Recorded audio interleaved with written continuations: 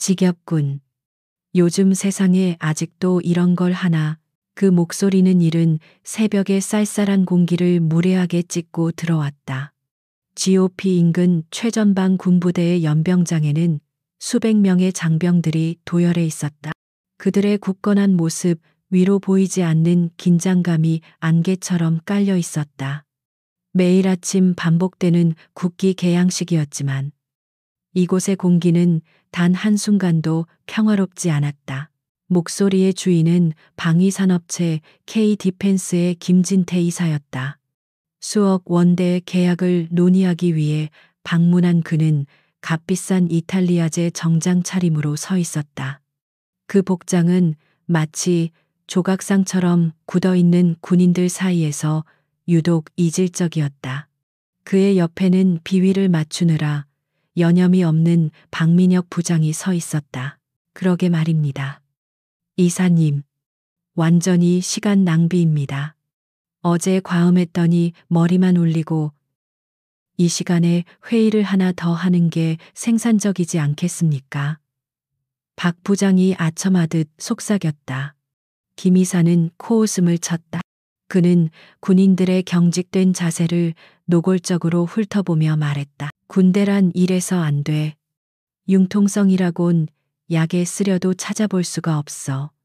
우리가 누군데 이런 걸 강제로 보게 하나 자기들 고객한테 말이야. 보여주기식. 형식주의의 극치지. 그들의 대화는 낮았지만 엄숙한 정적 속에서는 바늘 떨어지는 소리보다 더 크게 울렸다. 도르래가 돌아가는 날카로운 금속성 소리와 함께 태극기가 천천히 깃대를 오르기 시작했다. 스피커에서 애국가가 울려 퍼졌다. 장병들은 일제히 국기를 향해 경례를 붙였다. 그들의 입에서는 차가운 새벽 공기와 만나 하얀 입김이 피어올랐다. 이 순간은 그들에게 조국을 지킨다는 사명감을 다시 한번 일깨우는 신성한 의식이었다. 하지만 김 이사와 박 부장에게는 그저 견뎌야 할 따분한 시간일 뿐이었다. 그들은 이 신성한 의식의 이방인이었으며 자신들의 갑의 위치가 군대의 규율보다 우위에 있다고 굳게 믿고 있었다. 그들은 경례는커녕 주머니에 손을 찔러 넣은 채 짝다리를 짚고 있었다. 바로 그때 그 모든 것을 지켜보는 한 사람이 있었다. 대열에서 살짝 벗어난 연병장 구석. 마치 그림자처럼 한 여군이 서 있었다. 그녀의 이름은 이서연이었다. 그녀는 막사에서 막 나온 듯한 단순한 전투복 차림이었고 계급장이나 부대 마크는 전혀 보이지 않았다. 화장기 하나 없는 깨끗한 얼굴과 질끈 묶어 올린 머리. 20대 후반에서 30대 초반으로밖에 보이지 않는 앳된 외모의 체구도 가냘픈 편이었다. 김 이사 일행은 처음에 그녀를 흘끗 쳐다보았지만 곧바로 시선을 거뒀다. 기껏해야 부대 홍보를 담당하는 정훈 장교나 통역병 정도로 여겼던 것이다. 하지만 그것은 치명적인 착각이었다. 그녀의 부동 자세는 훈련으로 만들어진 일반 병사의 그것이 아니었다. 그것은 수만 시간의 극한 훈련을 통해 단련된 한치의 흐트러짐도 없는 포식자의 고요함이었다. 그녀의 시선은 깃대를 향해 있었지만 그녀의 모든 감각은 두 남자가 내는 불협화음을 향해 있었다. 애국가 사절이 울려 퍼지기 시작했다. 이 기상과 이 마음으로 충성을 다하여. 장병들의 낮은 합창 소리가 연병장을 가득 메웠다. 바로 그 순간 박민혁 부장이 또다시 김 이사의 귀에 대고 속삭였다. 충성. 월급에나 충성해야죠. 하하. 그 농담에 김진태 이사가 그만 참지 못하고 극하는 날카로운 웃음소리를 내뱉고 말았다. 아주 작은 소리였지만 장엄한 애국가가 울려 퍼지는 연병장의 정적 속에서 그 소리는 마치 총성처럼 선명하게 들렸다. 가까이 서 있던 몇몇 병사들의 어깨가 움찔했다. 병사들의 얼굴에 순간적인 분노와 모멸감이 스쳐 지나갔다. 하지만 그들은 VIP 고객이라는 두 남자를 향해 아무것도 할 수 없었다. 그저 다시 시선을 굳기에 고정할 뿐이었다. 그러나 이서연은 달랐다. 그녀의 고개가 천천히, 아주 천천히 돌아갔다. 그것은 분노의 시선이 아니었다. 그것은 영하 수십 도의 시베리아 벌판에서 불어오는 칼바람 같은 시선이었다. 감정이라곤 실려 있지 않아 더욱 섬뜩한 그 시선이 정확하게 김진태 이사의 눈에 꽂혔다. 웃음기를 거두지 못했던 김 이사는 그 시선을 느끼고 표정을 굳혔다. 그는 짜증이 났다. 감히 어디서 말단 여군 따위가 자신을 쏘아본단 말인가. 그는 그녀가 당연히 겁을 먹고 시선을 피할 것이라 예상했다. 그는 일부러 더 거만한 표정을 지으며 그녀를 마주봤다. 하지만 이서연은 피하지 않았다. 그녀의 눈은 흔들림이 없었다. 오히려 그 눈빛은 김 이사의 오만한 표정을 꿰뚫고 그의 속내까지 들여다보는 듯했다. 오너, 또 아토. 시간이 영원처럼 흘렀다. 당황한 것은 오히려 김 이사 쪽이었다. 그는 자신의 지위와 권력으로 상대를 압도하는 데 익숙했지만 이 여군의 시선 앞에서는 그것이 통하지 않았다. 그는 모욕감을 느꼈다. 그는 헛기침을 하며 박 부장에게 일부러 들으라는 듯이 말했다. 저 여자 좀 봐. 겁대가리 없이 누굴 째려보는 거야. 요즘 군대 기강이 이 모양인가. 박 부장도 즉각 거들었다. 별일입니다. 요즘 여군들은 군기가 빠져서 자기 주제를 모르는군. 이러니 K방산이 발전이 있겠습니까? 그들은 자신들의 사회적 지위가 이 군부대 안에서도 절대적이라 믿어 의심치 않았다. 그들의 도발적인 언사에도 이서연의 표정에는 변화가 없었다. 그녀는 정확히 3초간 더 그들을 응시했다. 그 3초 동안 김 이사는 등줄기에서 식은땀이 흐르는 것을 느꼈다. 그리고 이서연은 다시 천천히 고개를 돌려 국기를 향했다. 김 이사와 박 부장은 그것을 자신들의 승리라고 착각했다. 김 이사는 콧방귀를 뀌며 말했다. 거봐. 어차피 끽소리도 못해. 어디서 감히. 그들은 승리감에 도취되어 조금 전보다 더 노골적으로 몸을 뒤척이고 시계를 확인했다. 그들은 몰랐다. 그것은 굴복이 아니었다. 그것은 한 번만 더라는 무언의 그리고 마지막 경고였다. 국기 개양식이 끝나고 애국가가 멈췄다. 지휘관의 해산 구령이 울려 퍼지기 직전이었다. 김 이사는 마지막으로 보란 듯이 중얼거렸다. 아, 드디어 끝났네. 지겨운 쇼. 국기를 향했던 이서연의 눈이 조용히 감겼다 떠졌다. 그녀의 인내심도 이 신성한 의식도 이제 막 끝이 났다. 애국가 사절이 울려 퍼지는 동안 이서연의 시선은 한치의 흔들림도 없이 김진태 이사에게 고정되었다. 그것은 단순한 분노의 시선이 아니었다. 그 안에는 사람의 뼈를 꿰뚫는 듯한 냉기가 서려 있었다. 수많은 전장을 겪으며 생사의 경계를 넘나든 자만이 가질 수 있는 모든 감정이 거세된 순수한 평가의 시선이었다. 김진태 이사는 그 시선을 정면으로 받았다. 처음에는 어디서 감히 하는 불쾌감이었지만 1초가 지나고 2초가 지나자 불쾌감은 알 수 없는 불안감으로 변해갔다. 그는 사회에서 수많은 사람을 만나봤지만 이런 눈빛은 처음이었다.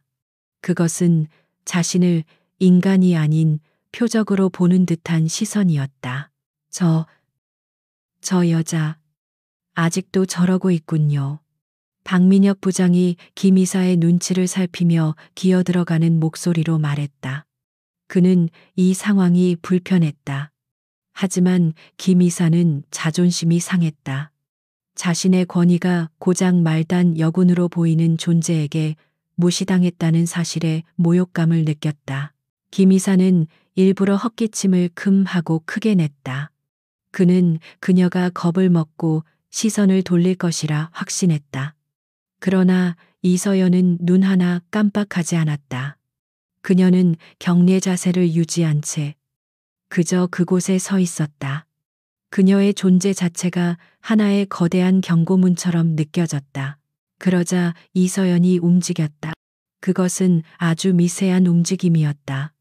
그녀는 부동 자세를 유지하면서 군홧발을 소리 없이 옆으로 한 뼘 옮겼다. 단지 그뿐이었다. 하지만 그 한 걸음으로 인해 그녀는 두 사람의 시야에서 배경이 아닌 정면이 되었다. 그들의 사적인 공간이 침범당한 듯한 압박감이 밀려왔다. 저게 지금 뭐 하자는 거야? 김 이사의 미간이 흉포하게 구겨졌다. 그녀의 무례함이 도를 넘었다고 생각했다. 그는 이 침묵의 압박을 깨기 위해 그리고 자신의 우월함을 확인하기 위해 일부러 더 큰 소리로 떠들기 시작했다. 자신의 지위를 과시하는 것만이 이 불쾌한 시선을 이길 유일한 방법이라 여겼다. 박 부장. 이번 계약건 말이야. 육군 참모총장이 직접 보증한 건데 이런 최전방 부대 기강이 이 모양이면 곤란하지. 내 시간이 금인 거 몰라. 이런 쇼에 낭비할 시간이 없다고. 그의 목소리는 애국가의 장엄한 선율 사이를 비집고 들어왔다. 박 부장도 서둘러 맞장구를 쳤다. 물론입니다. 이사님. 효율성이 생명인데 말입니다. 이런 구시대적인 의식보다는 저희의 신기술 브리핑을 한시라도 빨리 진행하는 것이 국가 안보에 더 도움이 될 겁니다. 하하. 그의 불안한 웃음소리가 공허하게 울렸다. 그들의 대화는 주변에 도열해 있던 병사들의 귀에도 고스란히 들렸다. 연병장 구석에서 경계 근무를 서고 있던 강일병의 어깨가 미세하게 떨렸다. 그는 입술을 깨물었다. 매일 아침 영하의 추위 속에서 손이 얼어붙는 고통을 참으며 국기를 개양하는 것은 그의 자부심이었다. 강일병은 25 참전용사였던 할아버지의 사진을 군복 주머니에 넣고 다녔다. 그에게 이 의식은 단순한 행사가 아니라 할아버지와 전우들에게 바치는 맹세였다. 그런데 저 정장 입은 민간인들은 그것을 쇼라고 불렀다. 피가 거꾸로 솟는 기분이었다. 그의 옆에 있던 최병장도 마찬가지였다. 그는 전역을 2달 앞둔 말년 병장이었지만 군 생활 내내 국기 개양식만큼은 단 한 번도 소홀히 한 적이 없었다. 그는 사회의 갑질이 군대 안에까지 들어와 신성한 의식을 모독하는 현실에 치가 떨렸다. 최병장은 저 여군이 걱정되기 시작했다. 용감한 건지 무모한 건지. 저 VIP들한테 밉보이면 군 생활 꼬일 텐데. 그는 속으로 중얼거렸다. 하지만 동시에 아무도 나서지 못하는 상황에서 꿋꿋하게 서서 그들을 쏘아보는 저 이름 모를 여군에게 일종의 동지애와 경외감을 느꼈다. 병사들은 분노했지만 헌병대의 감시와 엄격한 군율 아래 꼼짝할 수 없었다. 그들의 억눌린 분노는 연병장 전체의 공기를 더욱 무겁게 만들었다. 그들은 자신들을 대신해 저 오만한 민간인들을 압도하고 있는 저 여군을 몰래 응원하기 시작했다. 이서연은 그 모든 것을 느끼고 있었다. 병사들의 억눌린 분노, 최병장의 걱정 어린 시선, 그리고 두 남자의 천박한 오만함까지. 그녀의 시선은 이제 김 이사를 넘어 박 부장에게로 향했다. 박 부장은 그 시선과 마주치자마자 화들짝 놀라며 고개를 숙였다. 김 이사는 박 부장의 비굴한 태도에 더욱 화가 치밀었다. 그는 이제 이서연 개인에게 분노를 느끼기 시작했다. 저 여자, 끝나고 보자. 내가 누군지 똑똑히 알려줘야겠어. 그는 속으로 칼을 갈았다.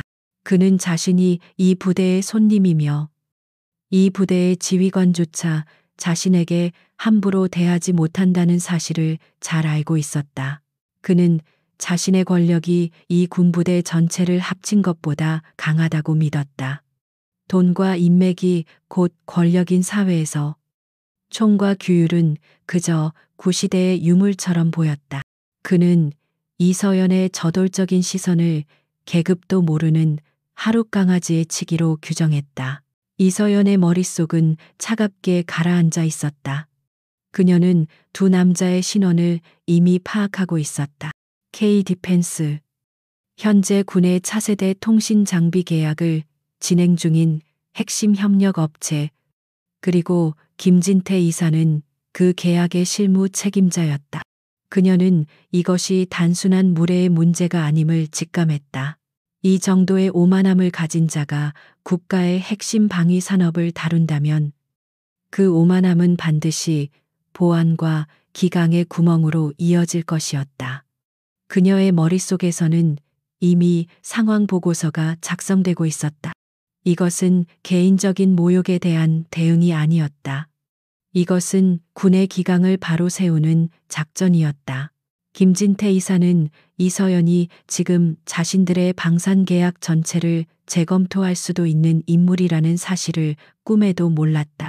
그는 그저 자신의 심기를 거스른 이 무례한 여군을 어떻게 징계시킬지만을 고민하고 있었다.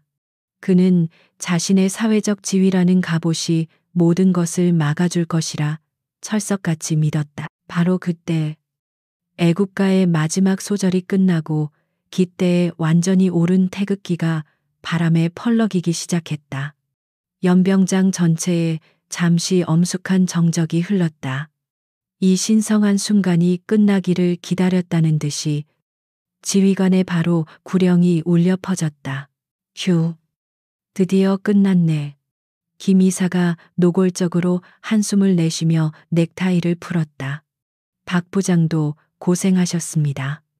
이사님이라며 허리를 굽혔다. 그들은 자신들의 승리를 확신했다. 저 여군도 이제는 어쩔 수 없을 것이라 생각했다. 도열에 있던 병사들이 흩어지기 시작했다. 김 이사와 박 부장은 자신들을 수행하기로 한 부대 간부를 찾기 위해 두리번거렸다. 하지만 그들의 시선은 곧 한 곳에 고정되었다. 그들의 앞을 막아선 그림자 때문이었다. 이서연이었다. 그녀는 어느새 두 사람의 정면, 불과 세 걸음 앞에 서 있었다. 그녀는 경례 자세를 풀고 차렷 자세로 그들을 바라보고 있었다. 그 작은 체구에서 뿜어져 나오는 위압감은 방금 전 연병장에 있던 수백 명의 군인들을 합친 것보다 더 거대했다. 김진태 이사는 이 상황이 어이가 없었다. 뭐야, 이 여자 아직도 할 말 남았나. 그는 비웃음을 머금고 그녀를 내려다보았다. 그는 자신이 먼저 입을 열면 이긴다고 생각했다. 그는 이 건방진 여군에게 사회생활이 무엇인지 가르쳐 줄 생각에 오히려 즐거움마저 느꼈다. 국기 개양식이 끝나고 바로 구령이 울려 퍼지자 수백 개의 군합발이 일제히 지면을 울리며 방향을 전환했다. 엄숙했던 연병장은 순식간에 아침 점호를 준비하는 병사들의 움직임으로 분주해졌다. 김진태 이사와 박민혁 부장은 그제야 참았던 숨을 크게 내쉬었다. 그들은 자신들을 괴롭혔던 불편한 시선이 사라졌다고 생각했다. 자, 이제 그 잘난 부대장 만나러 가볼까? 오늘 아주 쓴소리 좀 해야겠어. 김 이사가 넥타이를 거칠게 고쳐 매며 말했다. 박 부장도 그 여군 얘기도 꼭 하셔야 합니다. 기강이 엉망입니다라며 맞장구를 쳤다. 그들은 자신들을 수행하기로 한 부대 측 간부를 찾기 위해 두리번거렸다. 하지만 그들의 앞을 막아선 것은 정복을 차려입은 간부가 아니었다. 방금 전까지 그들을 쏘아보던 계급장 없는 전투복 차림의 이서연이었다. 그녀는 어느새 두 사람의 정면, 불과 세 걸음 앞에 서 있었다. 그녀는 해산하는 병사들의 물결을 거스르며 그 자리에 꼼짝 않고 서 있었다. 그 작은 체구에서 뿜어져 나오는 위압감은 기이할 정도였다. 그것은 물리적인 압박이 아니라 존재 자체로 주변 공기를 무겁게 짓누르는 듯한 기운이었다. 분주하게 움직이던 병사들조차 그녀의 주변을 본능적으로 피해 지나갔다. 김 이사는 이 상황이 어처구니가 없었다. 뭐야? 이 여자 아직도 할 말 남았나? 김 이사가 조롱 섞인 비웃음을 머금고 그녀를 내려다보았다. 그는 자신이 먼저 입을 열면 이긴다고 생각했다. 그는 이 건방진 여군에게 사회생활이 무엇인지 가르쳐 줄 생각에 오히려 즐거움마저 느꼈다. 그가 먼저 입을 열었다. 목소리에는 고용주가 하급 직원을 대하는 듯한 오만함이 가득했다. 어이, 여군. 아까부터 우리한테 불만 있는 것 같은데. 응, 우리가 뭐 잘못했나? 그는 여군이라는 단어에 일부러 힘을 주며 경멸감을 숨기지 않았다. 이서연은 대답하지 않았다. 그녀는 그저 김 이사의 눈을 바라보았다. 그 고요한 시선 앞에서 김 이사는 또다시 불쾌한 불안감을 느꼈다. 자신의 말이 먹히지 않는다는 사실에 그는 더욱 초조해졌다. 그의 뒤에 서 있던 박민혁 부장이 나섰다. 그는 김 이사의 비위를 맞추고 상황을 자신들에게 유리하게 이끌어야 한다고 생각했다. 이봐요, 아가씨. 박 부장이 한 걸음 앞으로 나오며 말했다. 그의 말투는 더 노골적이고 비열했다. 군복 입었다고 뭐라도 된 것 같아. 여기가 어딘 줄 알고 감히 VIP한테 눈을 그렇게 떠. 요즘 여군들은 군기가 빠져서. 쯧쯧. 원래 여자는 군대 같은 데 말고 사무실에서 커피나 타야 딱인데 말이야. 그것은 명백한 성희롱이자 모욕이었다. 이 말을 들은 김 이사는 만족스러운 듯 웃음을 터뜨렸다. 박 부장 말이 맞네. 커피나 탔으면 이런 일도 없었을 텐데. 안 그런가? 아가씨, 그들의 저열한 언사는 근처에 있던 병사들의 귀에도 들렸다. 점호를 위해 대열을 정비하던 강일병의 얼굴이 붉게 달아올랐다. 그는 주먹을 꽉 쥐었다. 하지만 그는 아무것도 할 수 없었다. 최 병장은 고개를 저었다. 미쳤군. 저 사람들. 저 여군이 불쌍해서 어쩌나. 그는 곧 닥쳐올 후폭풍을 예상하며 안타까워했다. 그들의 예상대로라면 저 여군은 울음을 터뜨리거나 겁에 질려 사과하거나 혹은 분노에 차서 소리를 질러야 했다. 그것이 그들이 기대했던 여성적인 반응이었다. 하지만 이서연의 반응은 그들의 예상을 완전히 벗어났다. 그녀의 표정에는 분노도, 두려움도, 굴욕감도 없었다. 그녀는 마치 길가의 돌멩이를 보듯 무감각한 시선으로 두 남자를 번갈아 보았다. 그리고 마침내 그녀가 입을 열었다. 그녀의 목소리는 낮고 차가웠지만 연병장의 소음을 뚫고 두 사람의 고막에 정확히 밝혔다. 두 분의 태극기를 향한 태도가 문제입니다. 순간 정적이 흘렀다. 김 이사와 박 부장은 자신들이 방금 무슨 말을 들었는지 이해하지 못했다. 저 여군이 지금 자신들을 지적한 것이었다. 감히. 김 이사의 얼굴에서 웃음기가 사라졌다. 뭐라고? 이서연은 조금도 위축되지 않고 말을 이었다. 그녀의 목소리는 얼음장처럼 차가웠지만 그 안에는 강철 같은 의지가 담겨 있었다. 그리고 두 분은 지금 군인에 대한 모욕죄를 범하고 있습니다. 그녀는 한 걸음 더 다가섰다. 이제 거리는 두 걸음으로 좁혀졌다. 마지막으로 그녀의 시선이 박민혁 부장의 천박한 얼굴을 향했다. 여기는 두 분의 회의실이나 유흥업소가 아닙니다. 그녀의 목소리가 서리빨처럼 날카로워졌다. 여기는 대한민국 최전방 군사구역입니다. 김진태 이사는 잠시 말문이 막혔다. 상황이 자신이 예상했던 방향과 완전히 다르게 흘러가고 있었다. 그는 분노로 얼굴이 시뻘개졌다. 일개 계급장도 없는 여군 나부랭이에게 공개적으로 면박을 당했다는 사실을 받아들일 수 없었다. 이것은 자신의 사회적 지위에 대한 정면 도전이었다. 이 여자가 진짜 미쳤나? 김 이사가 버럭 소리를 질렀다.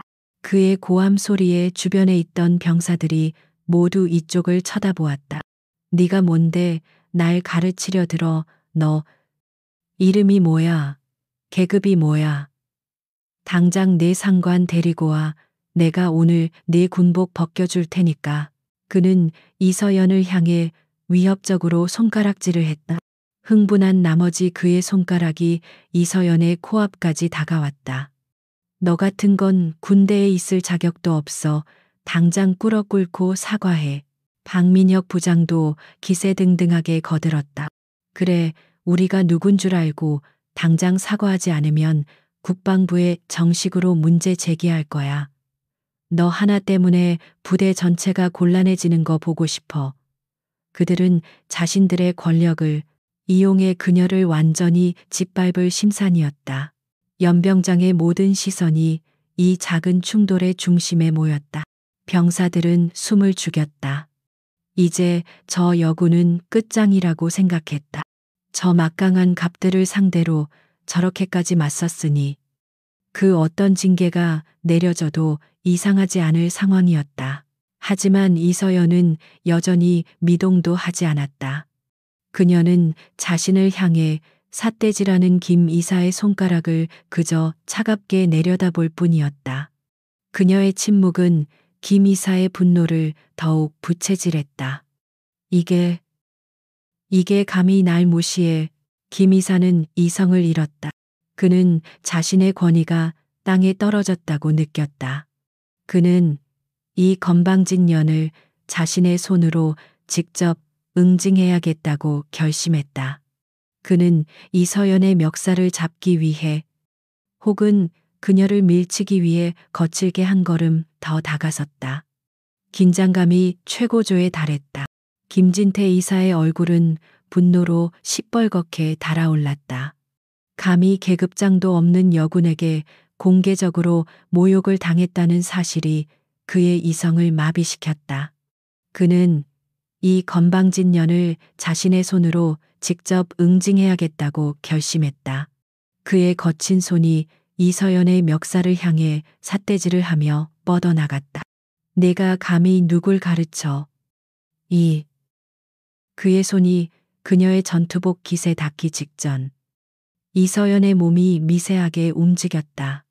그녀는 한 발짝 뒤로 물러선 것이 아니었다. 오히려 상체를 살짝 비틀었을 뿐이다. 그 움직임은 마치 잘 훈련된 투우사가 성난 황소의 뿔을 피하는 것처럼 간결하고 우아했다. 김 이사의 손은 허공을 움켜쥐었다. 그는 자신의 힘에 못 이겨 균형을 잃고 앞으로 비틀거렸다. 그의 오만한 만큼이나 꼴사나운 몸짓이었다.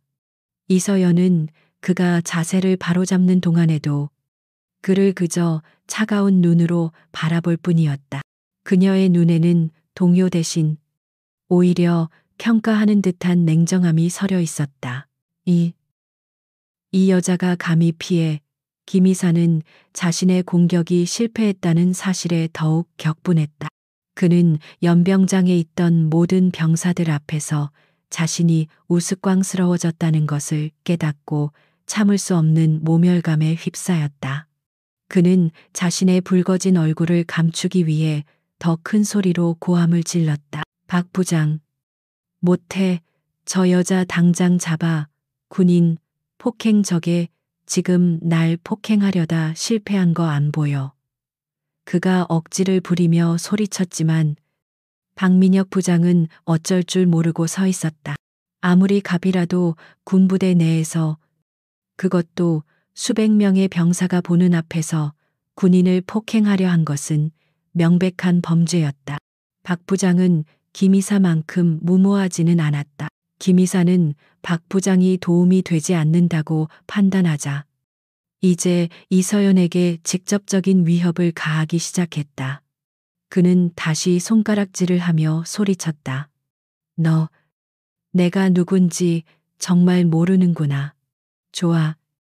오늘 똑똑히 알려주지. 너, 이름이 뭐야? 계급이 뭐야? 이서연은 여전히 대답이 없었다. 그녀의 침묵은 김 이사의 분노에 기름을 부었다. 좋아. 이름, 계급, 다 필요 없어. 어차피 넌 오늘부로 끝이니까. 내가 말 한마디면 너 내일 당장 군복 벗어야 돼. 알아들어. 그의 목소리에는 자신의 인맥과 지위에 대한 확신이 가득했다. 내까지 거 하나 묻어버리는 건 일도 아니야. 네가 아무리 낡고 기어봤자 군바리는 군바리일 뿐이지. 우리가 누군지 알아.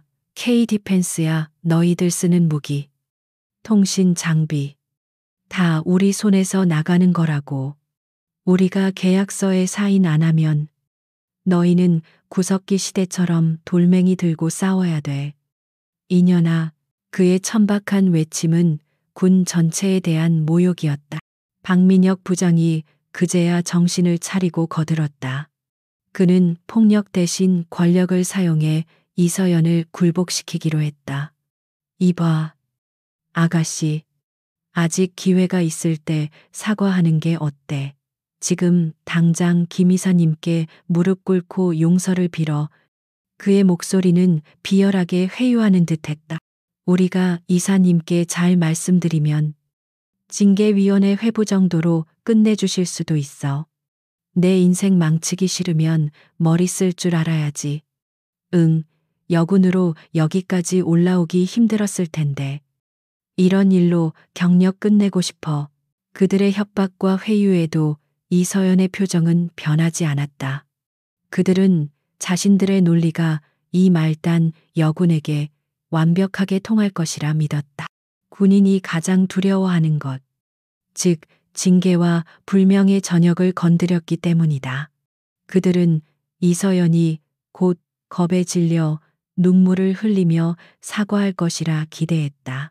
바로 그때였다. 이소란을 처음부터 지켜보고 있던 한 젊은 장교가 다급하게 다가왔다. 그는 견장의 소위 계급장을 단 이제 막 임관한 듯한 풋풋한 모습의 경비 소대장이었다. 그의 이름은 김민준 소위였다. 그는 연병장의 소란이 민간인 VIP와 관련되어 있다는 것을 알고 식은땀을 흘리고 있었다. 김민준 소위는 군인으로서의 명예와 현실적인 직무 사이에서 갈등했다. 저 민간인들이 자신의 선배일지도 모르는 여군을 모욕하고 있었지만 동시에 그들은 부대의 손님이었다. 그는 어떻게든 상황을 수습해야 한다는 의무감에 용기를 냈다. 저 실례합니다만 이사님, 여기서 이러시면 안 됩니다. 김소희가 두 사람 사이를 막아서며 조심스럽게 말했다. 그는 이서연을 힐끗 쳐다봤다. 그는 그녀가 누군지 몰랐지만 같은 군인으로서 보호해야 한다고 생각했다. 두 분은 방문객이시니 일단 진정하시고 부대 지휘관실로.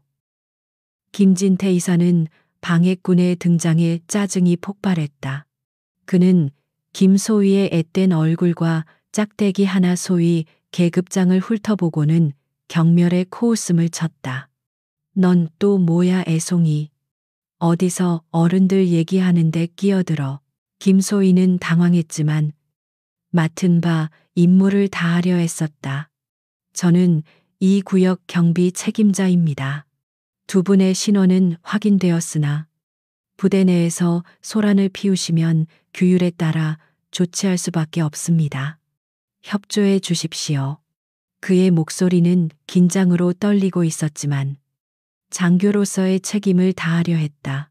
규율 김 이사가 김소희의 말을 비웃으며 잘랐다. 그는 한 걸음 다가가 김소희의 가슴팍을 손가락으로 거칠게 밀쳤다. 야, 꼬마야.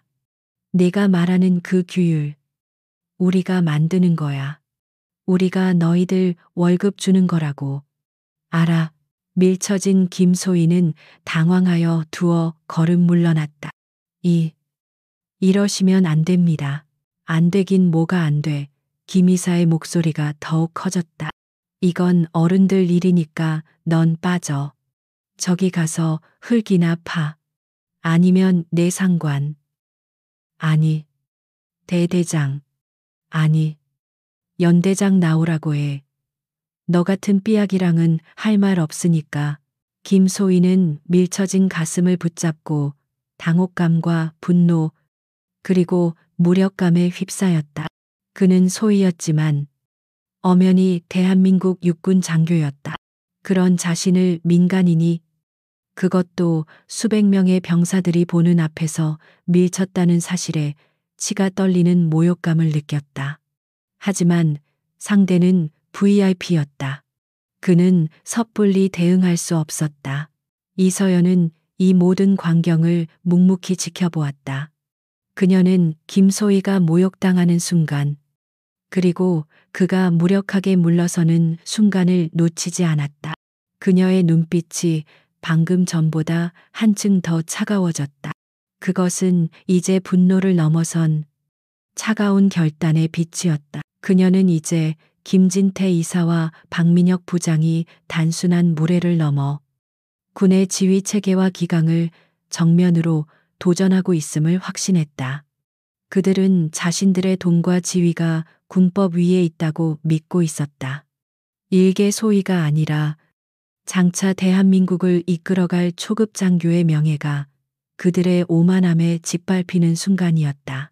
김 이사는 김소희를 쫓아낸 것에 의기양양해졌다. 그는 방해꾼을 처리했다는 듯이 다시 이서연을 돌아보며 승리자의 미소를 지었다. 봤지, 이게 네가 상대하는 사람이야. 저 소희 녀석도 내 앞에서 깨갱하잖아. 이제 어쩔 거지. 응, 내 상관은 어디 숨어서 안 나오나. 그는 이서연이 절망하고 굴복하기를 기다렸다. 그는 이 여군이 군대의 엄격한 상명하복 시스템과 민간 갑의 압력 사이에서 완전히 무너져 내릴 것이라 기대했다. 그녀를 보호해줄 상관은 나타나지 않았고 그녀를 도우려던 동료는 쫓겨났다. 그녀는 이제 완벽하게 고립되었다. 병사들도 멀찍이서 이 광경을 보며 안타까워했다. 저 소희님만 불쌍하게 됐네. 저 여군부는 이제 정말 끝이다. 아무도 못 도와줘. 그들은 자신들이 속한 군대가 민간인의 갑질에 무력하게 당하는 모습에 좌절감을 느꼈다. 이서연은 여전히 말이 없었다. 그녀는 그저 고요히 서 있었다. 하지만 그녀의 침묵은 굴복이 아니었다. 그것은 폭풍 전의 고요함이었다. 그녀는 김 이사의 오만함이 스스로 정점에 달해 그 무게를 이기지 못하고 무너져 내릴 마지막 순간을 기다리고 있었다. 왜 말이 없어? 무서워 아니면 내 상관이 그렇게 굼뜬 놈이야. 김 이사가 조롱을 이어갔다. 그는 이 침묵의 대치에서 자신이 완벽하게 승리했다고 확신했다. 그는 이제 이 지겨운 놀이를 끝내고 싶었다. 박민혁 부장도 이제 완전히 안심했다. 그는 김 이사에게 아첨하는 미소를 지으며 말했다. 이사님, 그냥 저희를 영접하기로 한 대대장님한테 바로 가시죠. 저 여군은 이따가 한꺼번에 처리하라고 하죠. 이런 말단이랑 엮여서 시간 낭비하실 필요 없습니다. 그것도 그렇군. 김 이사가 고개를 끄덕였다. 그는 이서연을 마지막으로 한번 훑어보았다. 마치 바닥에 떨어진 벌레를 보는 듯한 경멸스러운 시선이었다. 넌 이따가 보자.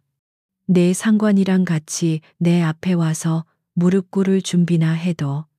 김 이사는 자신의 승리를 확신하며 이서연의 어깨를 일부러 툭 치고 지나가려 했다. 그것은 마지막 남은 그녀의 자존심까지 짓밟으려는 의도적인 모욕이었고 자신의 우월함을 확인하는 마지막 행위였다. 그의 두툼한 어깨가 이서연의 가냘픈 어깨에 닿으려는 바로 그 찰나. 이사님, 잠시만요. 연병장 저편에서 거의 비명에 가까운 다급한 목소리가 들려왔다.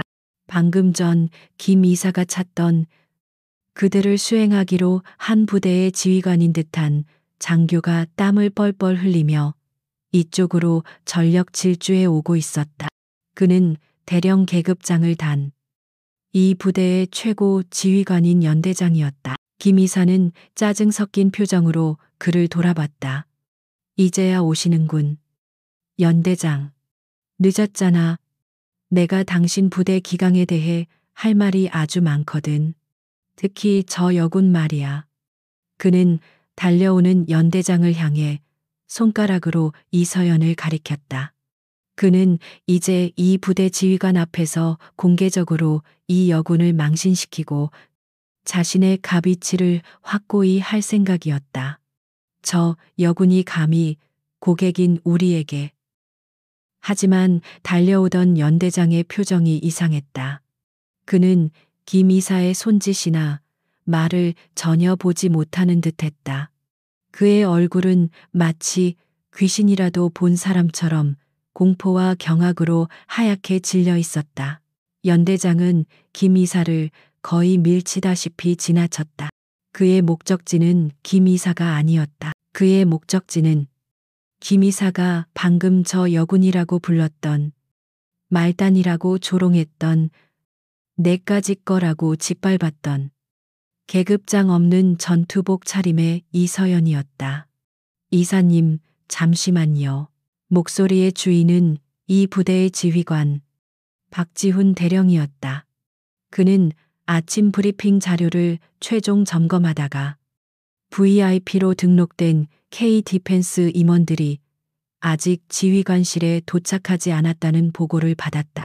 불안감에 창밖을 내다본 그는 연병장 한가운데서 벌어지고 있는 믿을 수 없는 광경을 목격했다. 박 대령의 눈에 들어온 것은 두 가지였다. 첫째, K 디펜스의 김진태 이사가 누군가의 어깨를 거칠게 밀치려 하는 오만한 제스처. 둘째, 그 앞에 태산처럼 지선채 그 모든 것을 받아내고 있는 어제 김일리의 부대를 방문한 단 한 사람. 박 대령의 피가 얼어붙었다. 그는 사무실 문을 박차고 뛰쳐나갔다. 그의 머릿속은 하얗게 변했다. 저 미친 민간인들이 지금 무슨 짓을 하고 있는 거지? 감히 누구에게 박 대령은 자신의 군 경력 전체가 이 몇 초 안에 끝장날 수도 있다는 공포에 휩싸였다. 그는 김 이사가 그토록 찾던 상관이었지만 지금 그는 상관으로서가 아니라 부하로서 달려가고 있었다. 늦었잖아. 연대장, 내가 당신 부대 기강에 대해. 김 이사가 승리자의 여유를 부리며 손가락으로 이서연을 가리키려던 순간 박지훈 대령은 그를 거의 밀치다시피 스쳐 지나갔다. 김 이사는 자신을 투명인간 취급하고 지나간 박 대령의 행동에 어안이 벙벙해졌다. 뭐야, 이 자식이.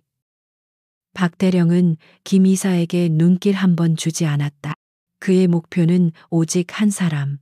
그는 이서연의 바로 세 걸음 앞에서 마치 콘크리트 바닥에 발이 박힌 듯 격렬하게 멈춰섰다. 숨이 턱까지 차올랐지만 그는 1초의 망설임도 없이 자신의 군 경력 25년 중 가장 완벽하고 절도 있는 자세를 취했다. 그의 오른손이 번개처럼 관자놀이 옆에 붙었다. 그의 구둣발이 딱 하고 부딪히는 소리가 연병장 전체에 울려 퍼졌다. 그것은 단순한 경례가 아니었다. 그것은 공포와 존경, 그리고 절박함이 뒤섞인 한 군인의 모든 것을 건 복종의 표시였다. 충성. 박지훈 대령의 목소리는 고함이라기보다 절규에 가까웠다.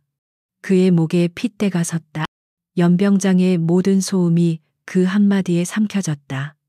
해산하던 병사들, 잡담하던 부사관들, 그리고 방금 전까지 이서연을 조롱하던 김 이사와 박 부장까지 모두가 그 자리에 얼어붙었다. 박대령의 시선은 오직 이서연의 눈에 고정된 채 흔들리지 않았다. 그는 떨리는 목소리로 다음 말을 이어갔다. 그 한마디 한마디는 김진태 이사와 박민혁 부장의 귓가에 대포알처럼 터졌다. 제707 특수임무여단장, 이서연 준장님 부대장, 대령 박지훈, 늦게 도착한 점 사과드립니다. 충성, 정적, 시간이 멈췄다. 바람 소리도, 병사들의 숨소리도 들리지 않았다. 이서연 준장, 707 특수임무여단장. 이 단어들이 김진태 이사의 뇌 속에서 메아리 쳤다. 준장 장군이라고 707 대한민국 최정예 대통령 직속 대테러 부대 그 괴물들을 지휘하는 여단장 김 이사의 입이 멍하니 벌어졌다. 그는 고개를 저었다. 무슨... 박민혁 부장은 더 심각했다. 그의 다리가 풀리기 시작했다. 그는 이 상황을 이해할 수 없었다. 그저께 본사에서 내려온 정보로는 이 부대에 군 고위급 방문 일정은 없었다. 게다가 저렇게 젊은 여자가, 그것도 별을 달았다는 것은 그의 상식으로는 불가능한 일이었다. 말도 안 돼. 저 연대장이 미쳤나? 김 이사가 실성한 사람처럼 웃음을 터뜨렸다. 하하. 박대령, 지금 뭐 하는 겁니까? 쇼라도 하는 겁니까? 이 아가씨가 준장이라고요? 지금 나랑 장난해. 그는 박대령이 자신을 골탕 먹이기 위해 저 여군과 짜고 치는 연극이라고 생각하려 했었다. 하지만 박대령은 김 이사를 쳐다보지도 않았다. 그는 이서연이 경례를 받아줄 때까지 1mm도 움직이지 않을 기세였다. 그의 이마에서는 식은땀이 비오듯 흘러내리고 있었다. 저 공포에 질린 표정은 연기가 아니었다. 모든 시선이 다시 이서연에게로 향했다. 그녀는 그제야 천천히 오른손을 들어 박대령의 격렬한 경례에 답했다. 대령, 경례는 됐으니 자세 바로. 그녀의 목소리는 여전히 낮고 차가웠다. 그리고 그녀는 천천히, 아주 천천히 자신의 전투복 목깃을 여몄다. 김 이사와 박 부장은 그제야 보았다. 그들은 여태껏 그녀의 얼굴과 여성이라는 사실에만 집중하느라 그녀가 입고 있는 옷의 세부 사항을 전혀 보지 못했다. 그녀가 입고 있던 것은 일반 전투복이 아니었다. 특수전 요원들에게 지급되는 기능성 전투복이었다. 그리고 그녀가 목깃을 여미자 그동안 옷깃에 살짝 가려져 있던 것이 드러났다. 전투복용 검은색 바탕에, 그러나 아침 햇살을 받아 희미하게 빛나는, 작지만 그 무게를 감히 가늠할 수 없는 은빛 별, 단 하나의 별. 대한민국 육군 준장 김진태 이사의 눈이 그 별에 고정되었다. 그의 호흡이 멎었다. 머릿속이 하얗게 비어버렸다. 아가씨, 커피나 타라. 이년아, 내까지 거. 군복 벗겨주겠다. 자신이 내뱉었던 모든 말들이 날카로운 파편이 되어 그의 뇌를 찢어발겼다. 박민혁 부장은 털썩 소리를 내며 그 자리에 주저앉을 뻔했다. 그의 다리에 힘이 완전히 풀려버렸다. 그는 간신히 비틀거리며 김 이사의 팔을 붙잡았다. 이사님, 저거. 연병장 구석에서 이 모든 것을 지켜보던 병사들의 반응은 폭발적이었다. 미쳤다. 최병장이 입을 틀어막았다. 준장님, 저분이 강일병은 온몸에 소름이 돋았다. 그들이 불쌍하다고 여겼던 군 생활 꼬였다고 걱정했던 저 여군이 자신들이 평생 실제로 볼까 말까 한 장군이었다. 가장 큰 충격을 받은 사람은 김민준 소위였다. 자신이 보호하려 했던, 그러나 지켜주지 못하고 밀려나야 했던 저 여군이 준장이었다. 그것도 707 여단장. 전설 속의 인물이었다. 그는 자신이 방금 군의 최고의 지휘관 중 한 명 앞에서 얼마나 무력하고 한심한 모습을 보였는지 깨달았다. 그의 얼굴이 굴욕감과 경외감으로 뒤범벅되었다. 하지만 동시에 병사들과 김소희의 가슴 속에서는 형언할 수 없는 통쾌함이 치밀어 올랐다. 사이다였다. 자신들을 짓밟고 군의 명예를 모욕했던 저 오만한 갑들이 감히 가장 높은 곳에 있는 존재를 건드렸다는 사실. 이제 그들에게 남은 것은 지옥뿐이라는 짜릿한 예감이었다. 이서연은 자신을 향한 모든 시선을 무시했다. 그녀는 경례를 풀고 여전히 공포에 질려 있는 박지훈 대령을 바라봤다. 그녀의 시선은 이제 한 부대의 지휘관을 평가하는 상급자의 시선이었다. 박 대령. 예, 예. 준장님. 박 대령이 허리를 꼿꼿이 세우며 대답했다. 오늘 국기 개양식은 인상 깊었소. 그녀의 말에 박 대령은 순간 안도하는 표정을 지었지만 이서연의 다음 말이 그의 심장을 다시 얼어붙게 만들었다. 하지만 그녀의 시선이 박 대령의 어깨 너머 넋이 나간 채 서 있는 김진태 이사와 박민혁 부장에게로 향했다. 민간 협력업체에 대한 부대 내 보안 및 기강 교육에 심각한 구멍이 있는 것 같군. 박 대령의 얼굴이 사색이 되었다. 이것은 단순한 질책이 아니었다. 707 여단장의 공식적인 문제 제기였다. 그것은 변명은 나중에 듣겠소. 이서연이 그의 말을 잘랐다. 그녀는 김 이사와 박 부장에게로 천천히 한 걸음 다가갔다. 방금 전 그들이 그녀에게 다가왔던 그 오만한 걸음과는 정반대였다. 그녀의 걸음은 소리 없는 포식자의 접근이었다. 김진태 이사는 뒷걸음질 치고 싶었지만 발이 바닥에 붙어버린 듯 움직이지 않았다. 준장. 그것도 그냥 준장이 아닌 육군 내에서도 가장 무서운 집단으로 알려진 707의 지휘관. 그녀는 국방부 장관에게 직보를 올릴 수 있는 인물이었다. 자신의 인맥 참모총장, 그 모든 것이 이 707 여단장이라는 이름 앞에서 무의미해지는 순간이었다. 그는 깨달았다. 자신이 건드린 것은 여군이 아니었다. 그는 대한민국 군의 심장부, 그 자체를 건드린 것이었다. 김진태 이사. 이서연이 그의 이름을 불렀다. 김 이사는 저승사자의 부름처럼 들리는 그 목소리에 온몸을 부르르 떨었다. 그는 간신히 입을 열었다. 예. 박민혁 부장. 네. 장군님. 박 부장은 거의 울기 직전의 목소리로 대답했다. 아가씨라고 부르던 입에서 장군님이라는 말이 튀어나왔다. 이서연은 그들을 차갑게 훑어보았다. 두 분이 아까 나에게 계급과 이름을 물었지. 두 남자는 감히 고개를 들지 못했다. 내 이름은 이서연. 계급은 준장. 그녀가 또박또박 말했다. 그리고 당신들이 방금 모욕한 이 군대의 일원이다. 그녀의 시선이 겁에 질린 두 남자의 눈을 정확히 꿰뚫었다. 이제 내 질문에 대답할 시간이다. 이제 내 질문에 대답할 시간이다. 이서연 준장의 목소리는 크지 않았지만 그 어떤 고함보다도 무겁게 연병장을 짓눌렀다. 김진태 이사와 박민혁 부장은 마치 사형 선고를 기다리는 죄수처럼 온몸을 떨었다.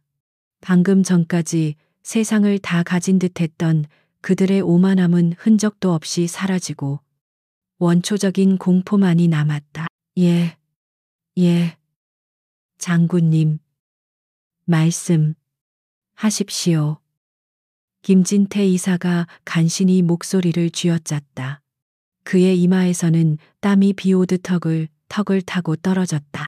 값비싼 정장 셔츠가 축축하게 젖어 들어갔다. 준장이라는 단어가 그의 혀를 마비시키는 듯했다. 이서연은 그를 똑바로 바라보며 첫 번째 질문을 던졌다. 그것은 질문의 형식을 띤 반박할 수 없는 사실의 통보였다.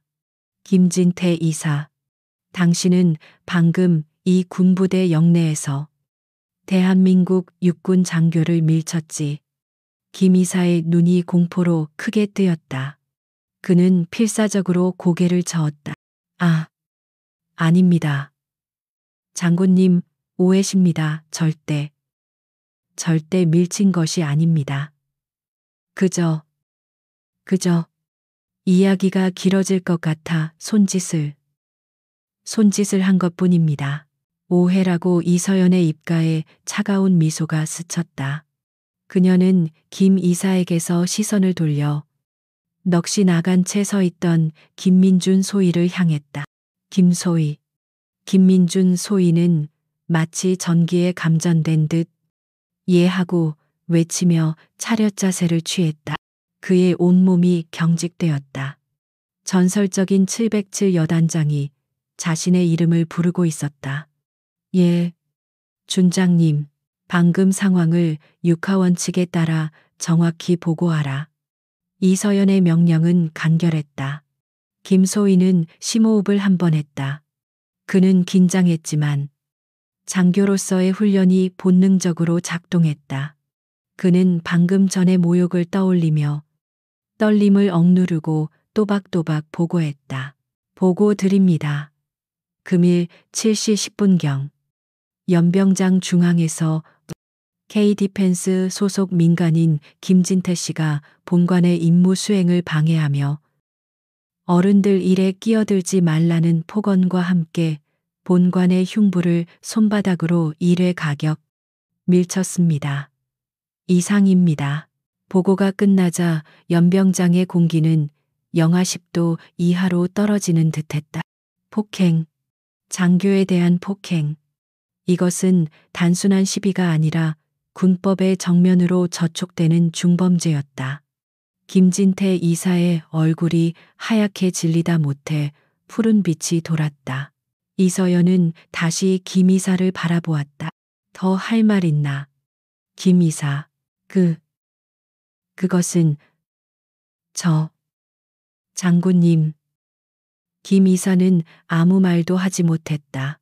그는 자신의 사회적 지위와 인맥이 이 장군이라는 절대적인 계급과 장교 폭행이라는 현행범의 죄목 앞에서 종이장처럼 구겨지는 것을 느꼈다. 이제 심판의 시간이었다. 이서연은 두 남자를 차례로 훑어보며 그들의 죄목을 하나하나 선고하기 시작했다. 그녀의 목소리는 얼음처럼 차가웠지만 연병장 끝에 있는 병사에게까지 들릴 만큼 명료했다. 김진태 이사, 박민혁 부장. 그녀가 두 사람의 직함을 정확히 불렀다. 당신들은 첫째, 신성한 국기 개양식의 존엄을 훼손하고 애국가를 모독하며 국가에 대한 예를 갖추지 않았다. 두 남자는 고개를 들지 못했다. 그들의 어깨가 움츠러들었다. 둘째, 그녀의 목소리가 한 톤 낮아지며 더욱 위압적으로 변했다. 당신들은 이곳이 적과 대치하고 있는 최전방 군사 보안 구역임에도 불구하고 소란을 피워 군의 기강을 문란하게 만들었다. 또한 대한민국 군인을 군발이라 칭하며 그 명예를 심각하게 모욕했다. 박민혁 부장의 입에서 흐윽 하는 신음소리가 새어나왔다. 셋째, 이서연의 얼음장 같은 시선이 박민혁 부장에게 꽂혔다. 그는 마치 창에 꿰뚫린 듯 온몸을 격렬하게 떨었다. 박민혁 부장, 당신은 본관을 아가씨라 칭하고 커피나 타라는 등의 저열한 언사로 상관을 모욕함과 동시에 성희롱을 자행했다. 잘못했습니다. 장군님, 제가 죽을 죄를. 박민혁 부장이 횡설수설하며 빌기 시작했다. 하지만 이서연은 그의 말을 무시했다. 넷째, 시선이 다시 김진태 이사에게로 돌아갔다. 김진태 이사, 당신은 임무 수행 중인 대한민국 육군 장교 김민준 소위를 공공연히 폭행하고 협박했다. 마지막으로 그녀가 한 걸음 다가섰다. 당신들은 K-디펜스라는 민간 업체의 지위를 이용해 이 부대의 지휘관과 상급 지휘관인 본관을 군복을 벗기겠다고 협박했다. 이는 군 지휘 체계에 대한 심각한 도전이자 국가 안보에 대한 위협으로 간주한다. 그녀는 선고를 마쳤다. 그녀가 나열한 죄목들은 하나하나가 그들의 사회적 생명뿐만 아니라 법적인 생명까지 끊어놓을 수 있는 것들이었다. 김진태 이사는 이대로 무너질 수 없다고 생각했다. 그는 마지막 남은 그러나 이미 너덜너덜해진 권력이라는 카드를 꺼내려 했다. 장군님, 오해십니다. 저희는 민간인입니다. 군법으로 저희를 처벌하실 수 없습니다. 저희는 국방부와 육군 본부와 그의 필사적인 항변이 터져 나왔다. 그러나 이서연은 그 말을 기다렸다는 듯이 냉혹하게 잘라냈다. 민간인이라고 그녀의 입술에 조소보다 더 차가운 미소가 어렸다. 당신들이 발을 딛고 선 이곳은 민간 사회가 아니다. 군사기지 및 군사시설 보호법이 적용되는 대한민국 영토다. 그녀는 그들의 마지막 희망을 짓밟았다. 그리고 군형법 제5장 상관 모욕 및 폭행 민간인이라 할지라도 군사구역 내에서 군인을 상대로 저지른 범죄는 군 수사기관의 조사를 받아야 한다. 김진태 이사의 눈이 절망으로 물들었다. 이서연은 더 이상 그들과 대화할 가치를 느끼지 못했다. 그녀는 몸을 돌려 사색이 된 채 대기하고 있던 박지훈 대령을 향했다. 그녀의 목소리는 이제 사적인 감정이 완전히 배제된 오직 명령을 하다라는 지휘관의 목소리로 변했다. 박 대령. 예, 준장님. 박 대령이 허리를 꼿꼿이 세웠다. 명령이다. 그 한마디에 연병장 전체가 숨을 죽였다. 첫째, 현 시간부로 K-디펜스 소속 민간인 김진태, 박민혁 두 사람의 신병을 즉각 확보한다. 박 대령의 눈이 커졌다. 신병 확보. 그것은 사실상의 체포를 의미했다.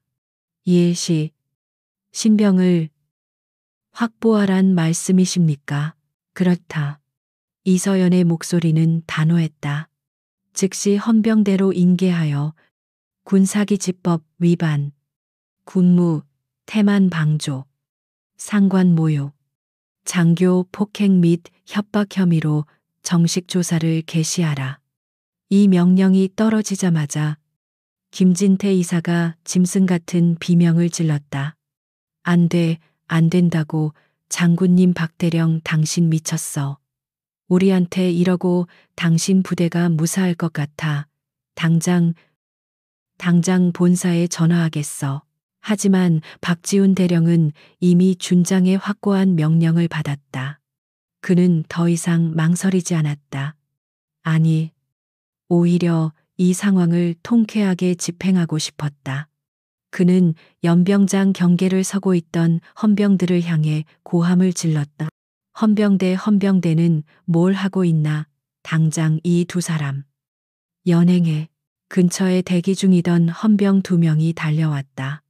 그들은 한치의 망설임도 없이 그들의 비싼 정장팔을 뒤로 꺾어 제압했다.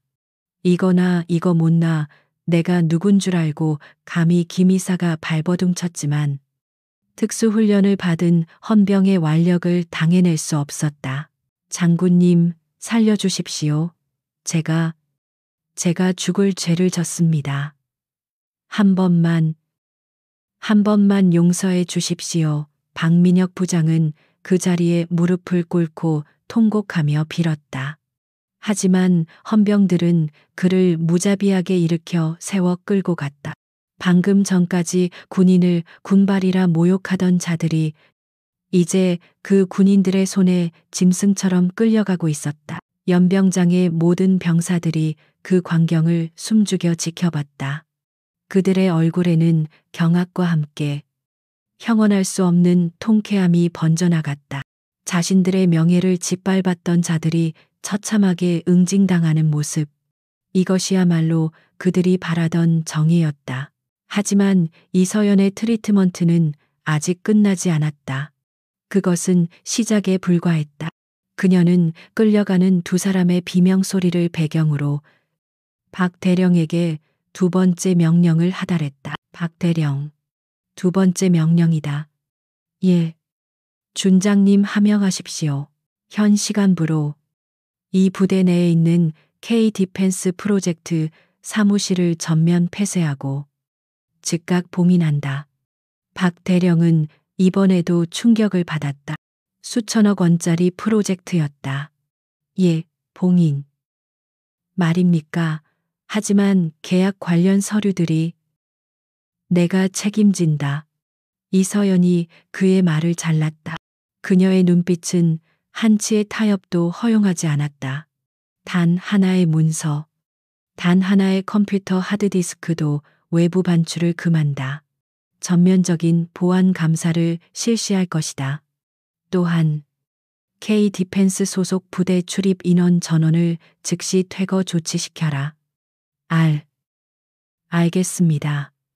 박 대령은 이 전설적인 여단장이 어디까지 칼을 휘두를지 짐작조차 할 수 없었지만 그저 복종할 뿐이었다. 그리고 마지막 이서연의 목소리가 연병장 전체를 향해 울려 퍼졌다. 오늘부로 이 부대에 출입하는 모든 민간 협력업체를 대상으로 보안 및 군 기강 교육을 전면 재실시한다. 교육에 불참하거나 태도가 불량한 업체는 그 즉시 계약을 파기하고 영구 퇴출시켜라. 이것은 두 사람에 대한 처벌이 아니었다. 이것은 군을 을로 보던 모든 갑들을 향한 선전포고였다. 이서연은 모든 명령을 마친 뒤 여전히 굳은 채 서 있는 김민준 소위를 돌아봤다. 김 소위는 그녀의 시선에 움찔했다. 김 소위. 예, 준장님. 아까 잘했다. 김 소위는 자신의 귀를 의심했다. 예, 제가 말입니까? 그는 자신이 무력하게 밀려났다고 생각해 굴욕감에 빠져 있었다.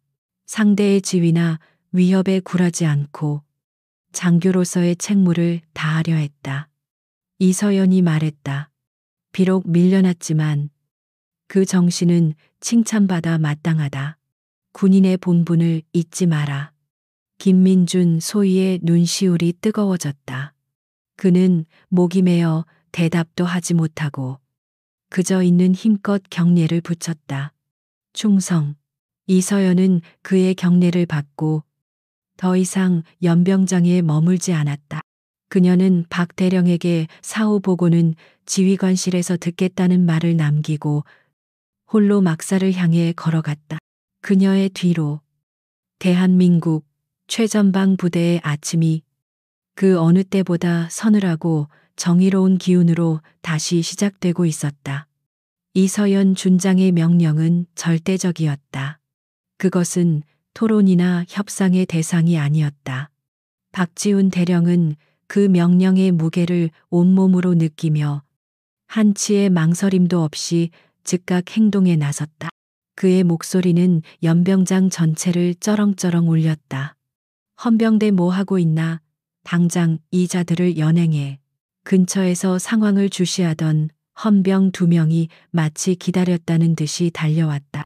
그들은 방금 전까지 이서연을 향해 삿대질을 하던 김진태 이사와 바닥에 주저앉아 있던 박민혁 부장에게 망설임 없이 다가갔다. 그들의 얼굴에는 일말의 동정심도 없었다. 오직 차가운 임무 수행의 의지만이 번뜩였다.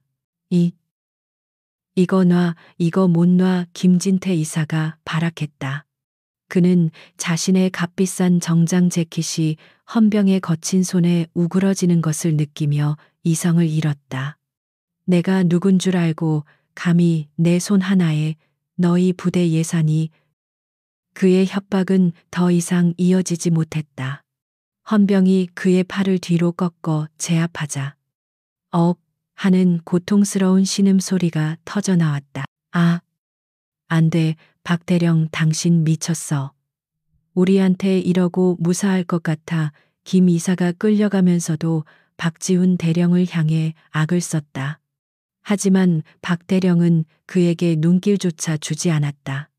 그는 이미 이서연 준장의 다음 명령을 수행하기 위해 무전기를 붙잡고 있었다. 박민혁 부장의 저항은 훨씬 더 비참했다.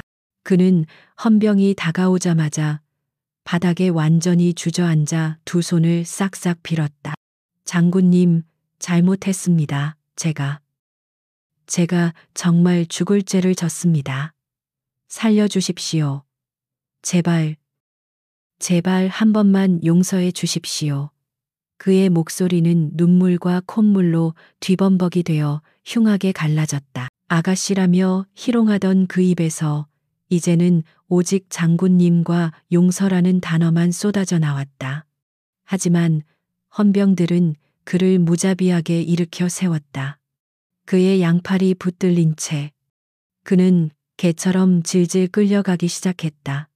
그의 구두 한쪽이 벗겨져 연병장 바닥에 나뒹굴었지만 아무도 신경 쓰지 않았다. 연병장의 도열에 있던 수백 명의 병사들은 이 충격적인 광경을 숨죽여 지켜보았다.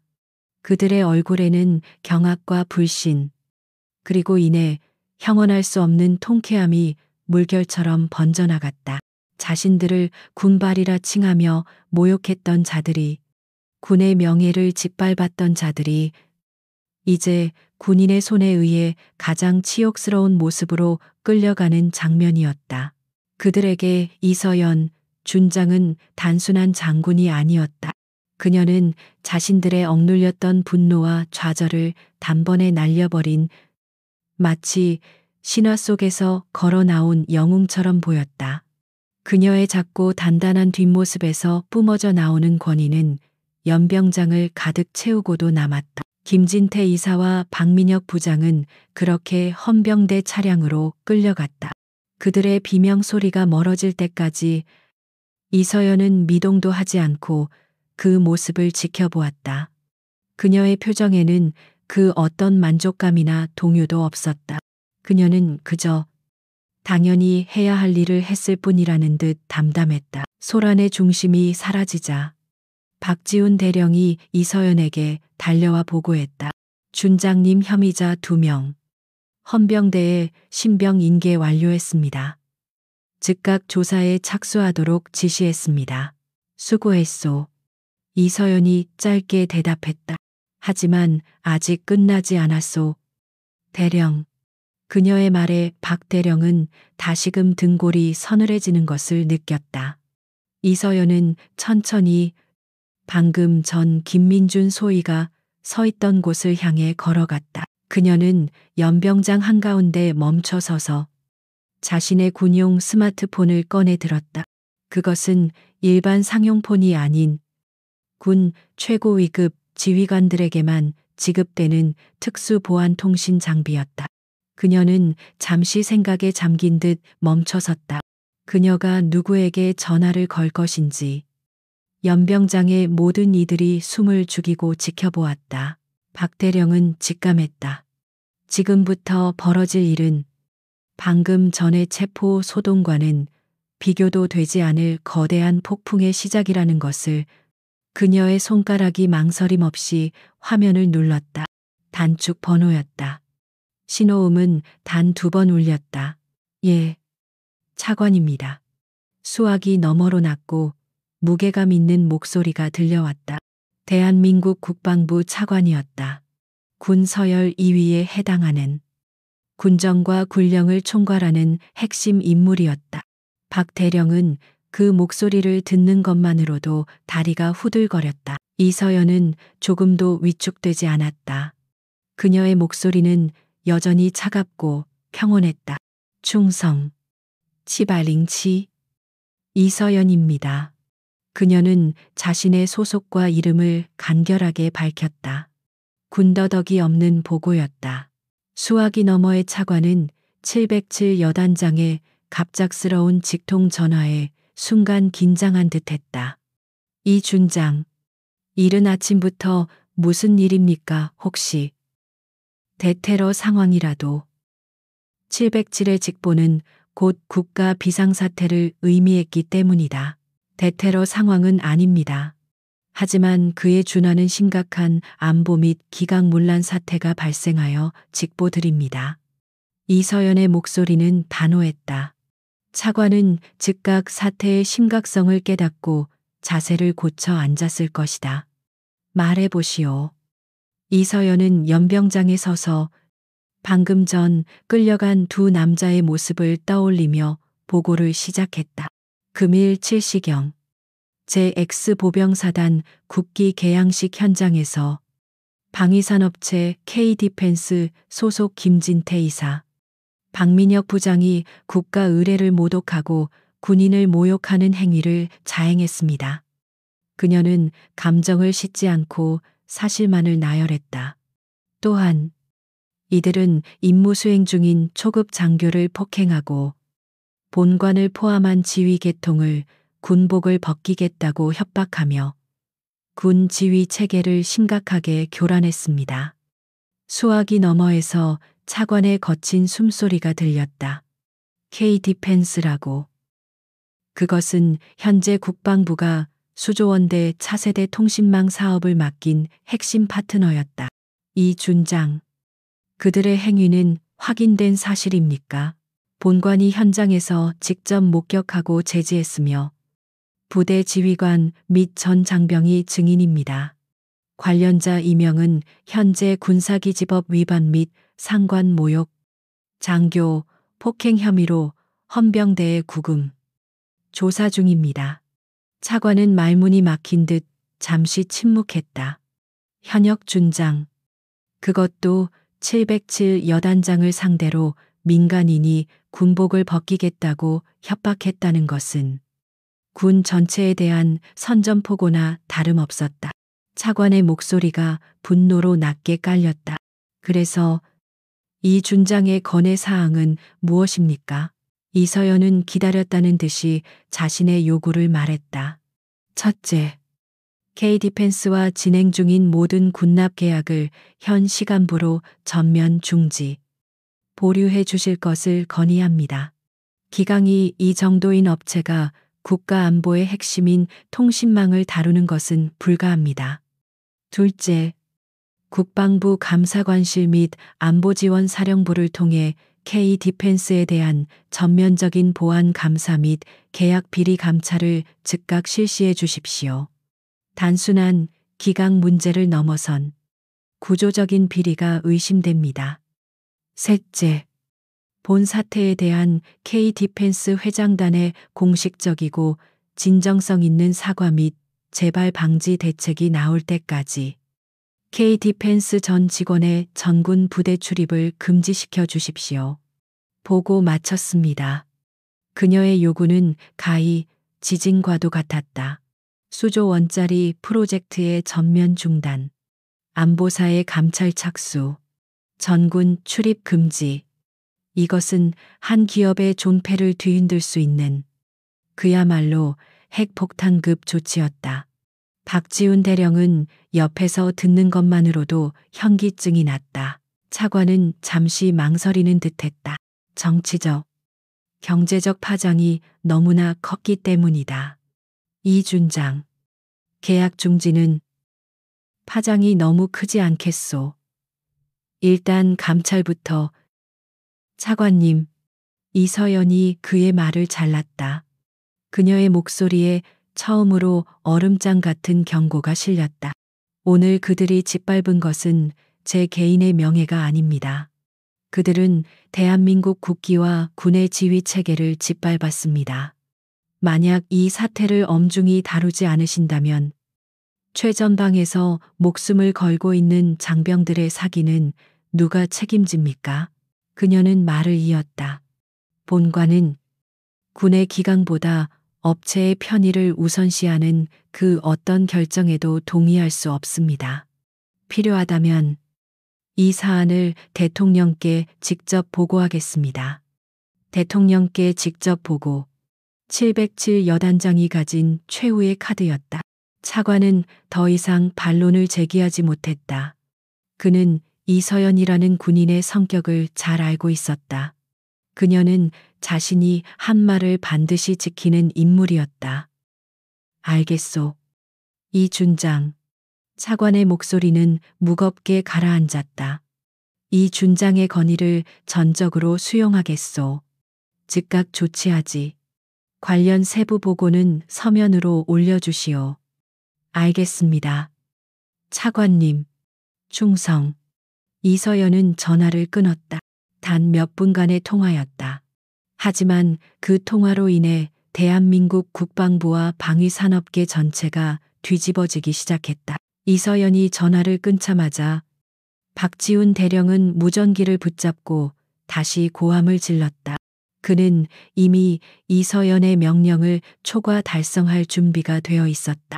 작전과장, 당장 5분 대기조 1개 소대, 전투장비 착용시켜 K-디펜스 사무실로 보내 내부 인원 전원 퇴거시키고 건물 전체를 즉각 폐쇄, 봉인한다.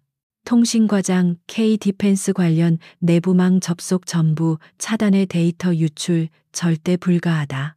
인사과장 K-디펜스 소속 출입 인원 명단 전부 확인해서 지금 당장 부대 밖으로 쫓아내 예외 없어. 박 대령의 명령은 전광석화처럼 부대 전체로 퍼져나갔다. 사이렌 소리가 울리기 시작했다. 평화롭던 아침의 부대는 순식간에 실제 작전을 방불케 하는 긴장감에 휩싸였다. 5분 대기조 병력들이 총기를 들고 K-디펜스 사무실로 달려가는 모습이 보였다. K-디펜스 사무실에서 한가롭게 커피를 마시던 직원들은 무슨 일이 일어났는지도 모른 채 총을 든 군인들에 의해 양손을 들고 쫓겨나야 했다. 그들은 자신들의 노트북이나 서류 가방 하나 챙기지 못했다. 사무실 문에는 군사안보구역 폐쇄라는 붉은색 봉인 테이프가 거칠게 붙여졌다. 한편 국방부에서는 차관의 불호령이 떨어졌다. 당장 K-디펜스 계약 전면 중단시켜 안보사 감찰팀. 지금 당장 K-디펜스 본사로 투입해. 국방부의 긴급 지시는 즉각 K-디펜스 본사에 통보되었다. 아침 임원 회의를 주재하던 K-디펜스 회장은 비서로부터 쪽지를 전달받고 얼굴이 흑빛으로 변했다. 전 계약 중지. 안보사 감찰. 그는 자신이 무슨 말을 들었는지 이해할 수 없었다. 김진태 이사. 박민혁 부장. 이 자식들 지금 어딨어? 당장 전화 연결해. 회장의 고함 소리가 회의실을 울렸다. 하지만 그들의 전화는 이미 헌병대 증거물 보관함에 들어가 있었다. 단 30분 만에 대한민국 굴지의 방위산업체가 뿌리부터 흔들리기 시작했다.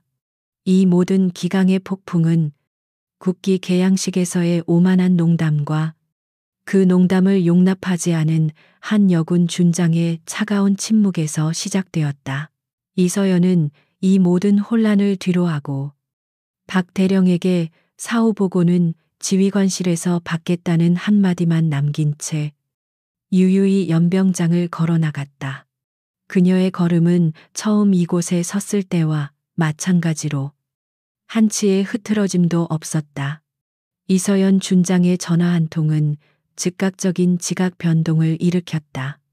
그녀의 보고가 국방부 차관의 귀에 꽂히는 순간 대한민국 방위산업계의 심장부인 K 디펜스 본사에는 전례 없는 폭풍이 몰아치기 시작했다. 그때가 오전 8시 30분. 서울 강남의 호화로운 KDI, K 디펜스 타워 50층 회장실이었다. 강태환 회장은 아침 임원 회의를 주재하고 있었다. 그는 육군 중장 출신으로 전역 후 K 디펜스를 맡아 군과의 독점적인 유대 관계를 바탕으로 회사를 거대하게 키워낸 인물이었다. 그는 군의 생리를 누구보다 잘 알았고 그 생리를 이용하는데도 능숙했다. 회의가 한창이던 중 비서실장이 사색이 된 얼굴로 회의실 문을 박차고 들어왔다. 예정에 없던 난입이었다. 강 회장의 미간이 찌푸려졌다. 무슨 일인가? 회의 중인 거 안 보이나 그의 질책에도 비서실장은 진정하지 못하고 거의 울먹이며 보고했다. 회장님, 방금 국방부에서 긴급 통보가 왔습니다.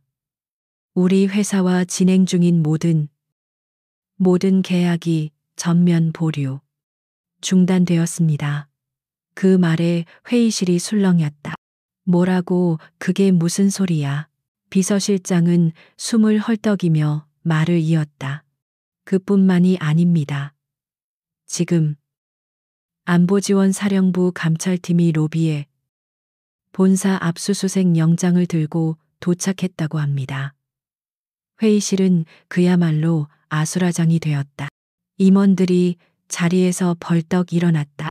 수조 원짜리 사업이 중단되고 군 정보기관이 십자군처럼 들이닥친 것이다. 강태환 회장의 얼굴이 굳었다. 그는 잔뼈 굵은 노장이었다. 이유가 뭐라던가 그는 고함을 질렀다. 누가 어디서 무슨 짓을 한 거야? 그는 즉각 육군참모총장과 국방부 장관 라인에 전화를 돌리려 했지만 비서실장의 다음 말이 그의 손을 멈추게 했다. X사단 파견팀 김진태 이사와 박민혁 부장 때문이라고 합니다.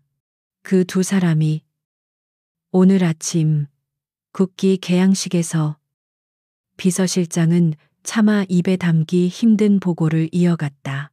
군의 고위 지휘관에게 상관 모욕 및 폭행 미수 혐의로 현장에서 헌병대에 체포되었다고 합니다.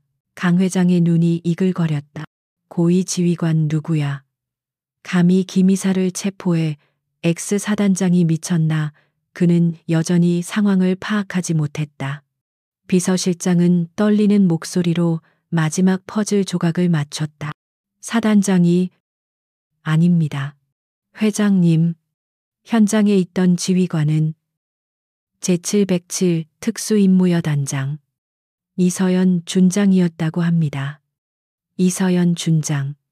그 이름이 나오는 순간 강태환 회장의 호흡이 멎었다. 회의실의 모든 소음이 사라졌다.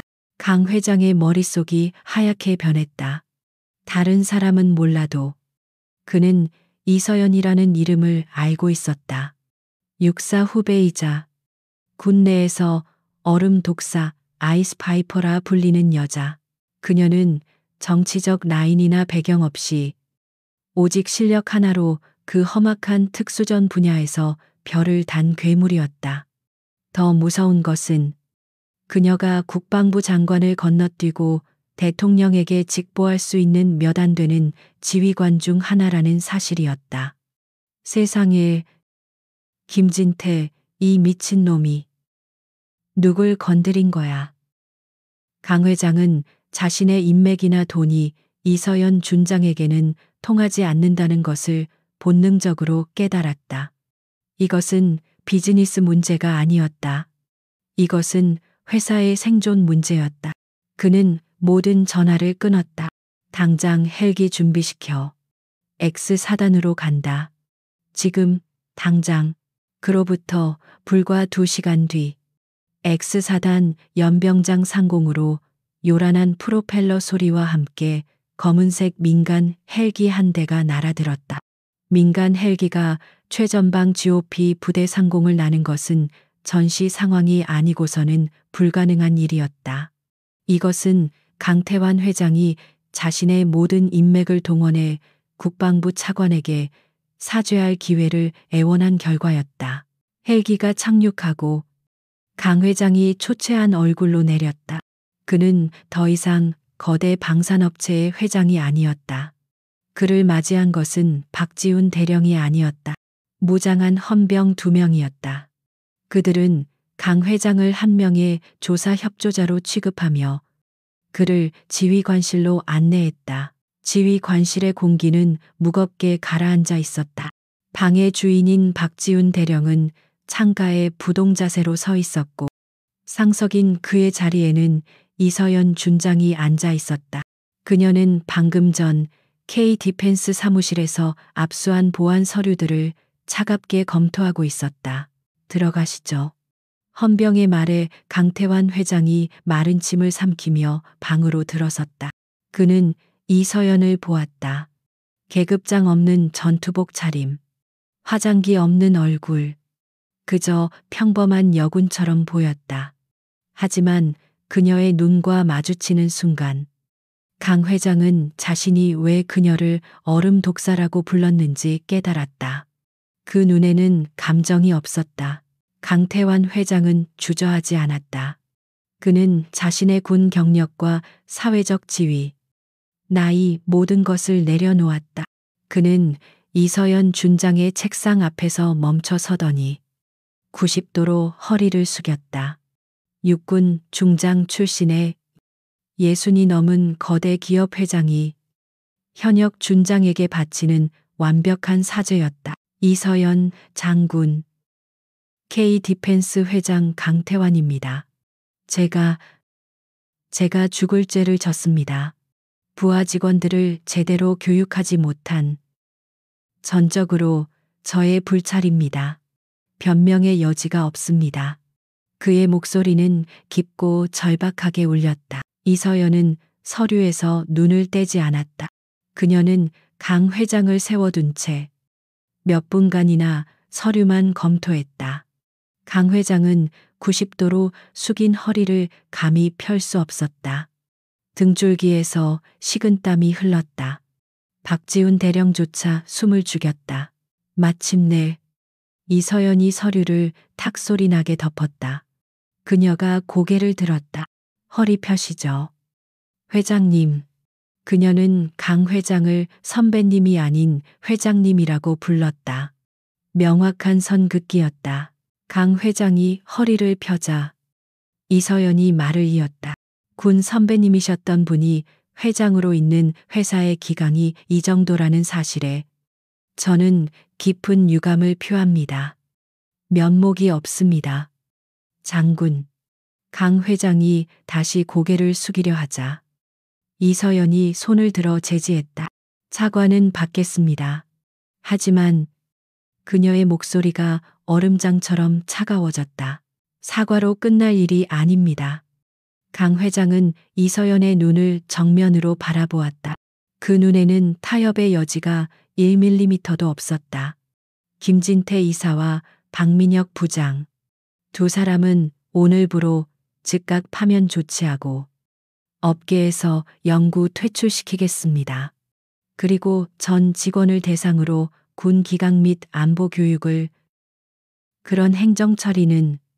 이서연이 그의 말을 잘랐다. K 디펜스 내부 사정일 뿐 군의 결정과는 무관합니다. 그녀는 자리에서 일어났다. 그리고 강 회장에게 한 걸음 다가섰다. 강 회장님, 당신의 부하들은 오늘 국기를 모욕했고 장교를 폭행했으며 군의 지휘 체계를 협박했습니다. 이것은 실수가 아니라 범죄입니다. 그녀의 목소리는 낮았지만 지휘관실 전체를 울렸다. 본관은 K 디펜스와의 계약 중지 및 전면 감찰 결정을 철회할 생각이 없습니다. 강 회장의 얼굴이 절망으로 일그러졌다. 장군. 이 준장 부디 그것만은 수천 명 직원의 밥줄이 걸린 일입니다. 회사가 망합니다. 비리나 불법은 없었습니다. 제발. 그렇다면 감찰을 두려워할 이유가 없지 않습니까? 이서연이 냉정하게 반문했다. 비리가 없었다면 감찰을 통해 증명하십시오. 보안에 문제가 없었다면 감사를 통해 확인받으십시오. 그녀는 강 회장의 눈을 똑똑히 바라보며 말했다. 군은 당신들의 비즈니스 파트너 이전에 국가 그 자체입니다. 그리고 군의 기강은 생명입니다. 그녀는 더 이상 대화를 이어갈 뜻이 없다는 듯 박지훈 대령을 향해 고개를 돌렸다. 박 대령, K 디펜스 측의 공식 입장은 들었으니 회장님을 정중히 모시도록. 사실상의 퇴거 명령이었다. 강태환 회장은 깨달았다. 협상은 불가능했다. 이 얼음 독사는 자신이 원하는 것을 얻기 전까지 절대 물러서지 않을 것이다. 그는 자신이 할 수 있는 일이 아무것도 없다는 것을 깨달았다. 그는 무너져 내리는 심정으로 다시 한번 이서연 준장을 향해 90도로 허리를 숙였다. 군의 처분을 달게 받겠습니다. 그것이 그가 할 수 있는 유일한 대답이었다. 강태환 회장은 헌병의 안내를 받으며 지휘관실을 나섰다. 헬기에 오르는 그의 뒷모습은 마치 모든 것을 잃은 패잔병처럼 초라했다. 그는 자신이 평생 쌓아 올린 철옹성이 고작 2명의 오만한 부하 직원과 그 오만함을 용납하지 않은 1명의 젊은 여군, 준장에 의해 무너져 내리는 것을 속수무책으로 지켜봐야 했다. 강태환 회장이 탄 검은색 헬기가 요란한 소리를 내며 X사단 연병장을 떠났다.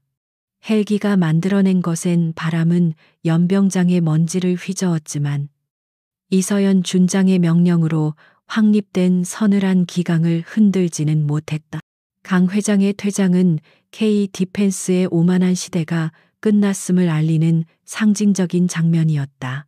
지휘관실 창밖으로 그 광경을 묵묵히 지켜보던 이서연은 몸을 돌려 박지훈 대령을 바라보았다. 박 대령. 예, 준장님. 박 대령은 여전히 굳은 자세를 풀지 않고 있었다.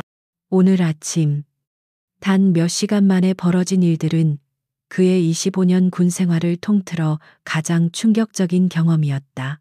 헌병대 조사 보고서, 그리고 K-디펜스 사무실에서 확보한 모든 자료는 오늘 중으로 안보사 감찰팀으로 이관하시오. 이 사안은 더 이상 사단장급에서 다룰 문제가 아니오. 이서연의 목소리는 단호했다. 이것은 사고가 아니라 사건으로 처리하겠다는 명확한 의지였다. 알겠습니다. 준장님. 즉각 조치하겠습니다. 박 대령이 경례를 붙였다. 그는 이서연의 다음 지시를 기다렸다.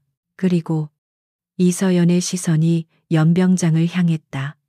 아침에 혼란이 수습되고 병사들은 각자의 임무에 복귀했지만 그들의 공기는 이전과 달랐다. 아침에 연병장에 있던 전 병력. 지금 당장 집합시키시오. 내가 직접 할 말이 있소. 예, 전 병력을 말입니까? 박 대령은 놀랐다. 707 여단장이 일개 사단 병사들에게 직접 훈시를 하겠다는 것은 극히 이례적인 일이었다. 알겠습니다. 즉시 집합시키겠습니다. 몇 분 후 전 병력 연병장 집합이라는 긴급 방송이 부대 전체에 울려 퍼졌다. 아침 국기 개양식에 참여했던, 그리고 그 모든 사태를 목격했던 수백 명의 병사들이 다시 연병장으로 뛰어나왔다. 그들은 불안감과 호기심이 뒤섞인 표정으로 도열했다. 무슨 일이 벌어질 것인가? 혹시 보안 유지를 위한 함구령이라도 떨어지는 것일까? 병사들이 웅성거렸다. 그들의 시선은 모두 단상으로 향했다. 그곳에는 박지훈 대령을 위시한 부대 간부들이 도열해 있었고 그 중앙에는 계급장 없는 전투복 차림의 이서연 준장이 홀로 서 있었다. 그녀는 마이크를 잡지 않았다. 그저 그 작은 체구로 수백 명의 병사들을 천천히 훑어볼 뿐이었다. 하지만 그녀의 시선이 닿는 곳마다 병사들의 웅성거림은 기적처럼 잦아들었다. 연병장에는 다시 한번 무거운 침묵이 내려앉았다. 마침내 그녀가 입을 열었다. 그녀의 목소리는 마이크 없이도 연병장 끝까지 울려 퍼질 만큼 단단하고 명료했다. 오늘 아침 제군들은 이 연병장에서 불미스러운 광경을 목격했다. 병사들의 어깨가 움찔했다.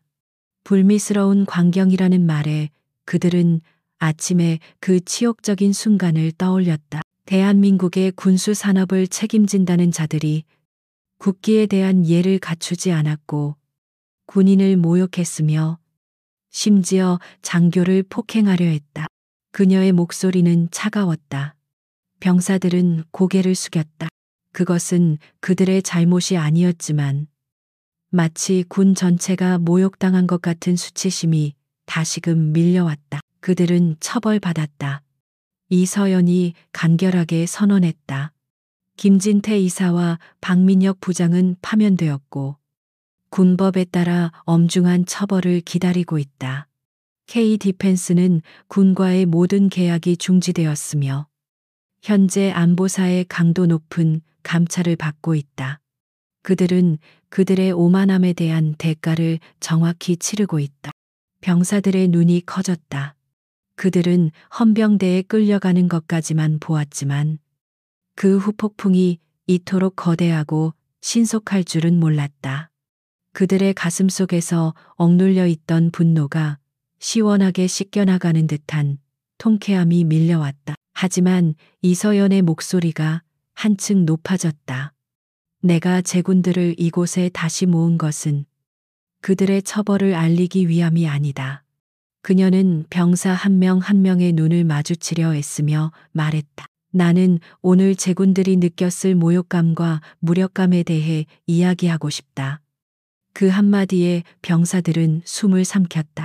강일병은 자신도 모르게 주먹을 꽉 쥐었다. 최 병장은 고개를 들고 그녀를 정면으로 바라보았다. 장군이, 그것도 특수부대 여단장이 자신들의 감정을 이야기하고 있었다. 어떤 이들은 생각할 것이다. 민간인이, 돈 많은 갑이 군인을 함부로 대한다고, 그리고 군인은 그저 참고 복종해야만 한다고, 오늘 제군들이 목격한 것처럼 말이다. 그녀는 김민준 소위가 밀쳐졌던 순간을 암시했다. 하지만 그것은 틀렸다.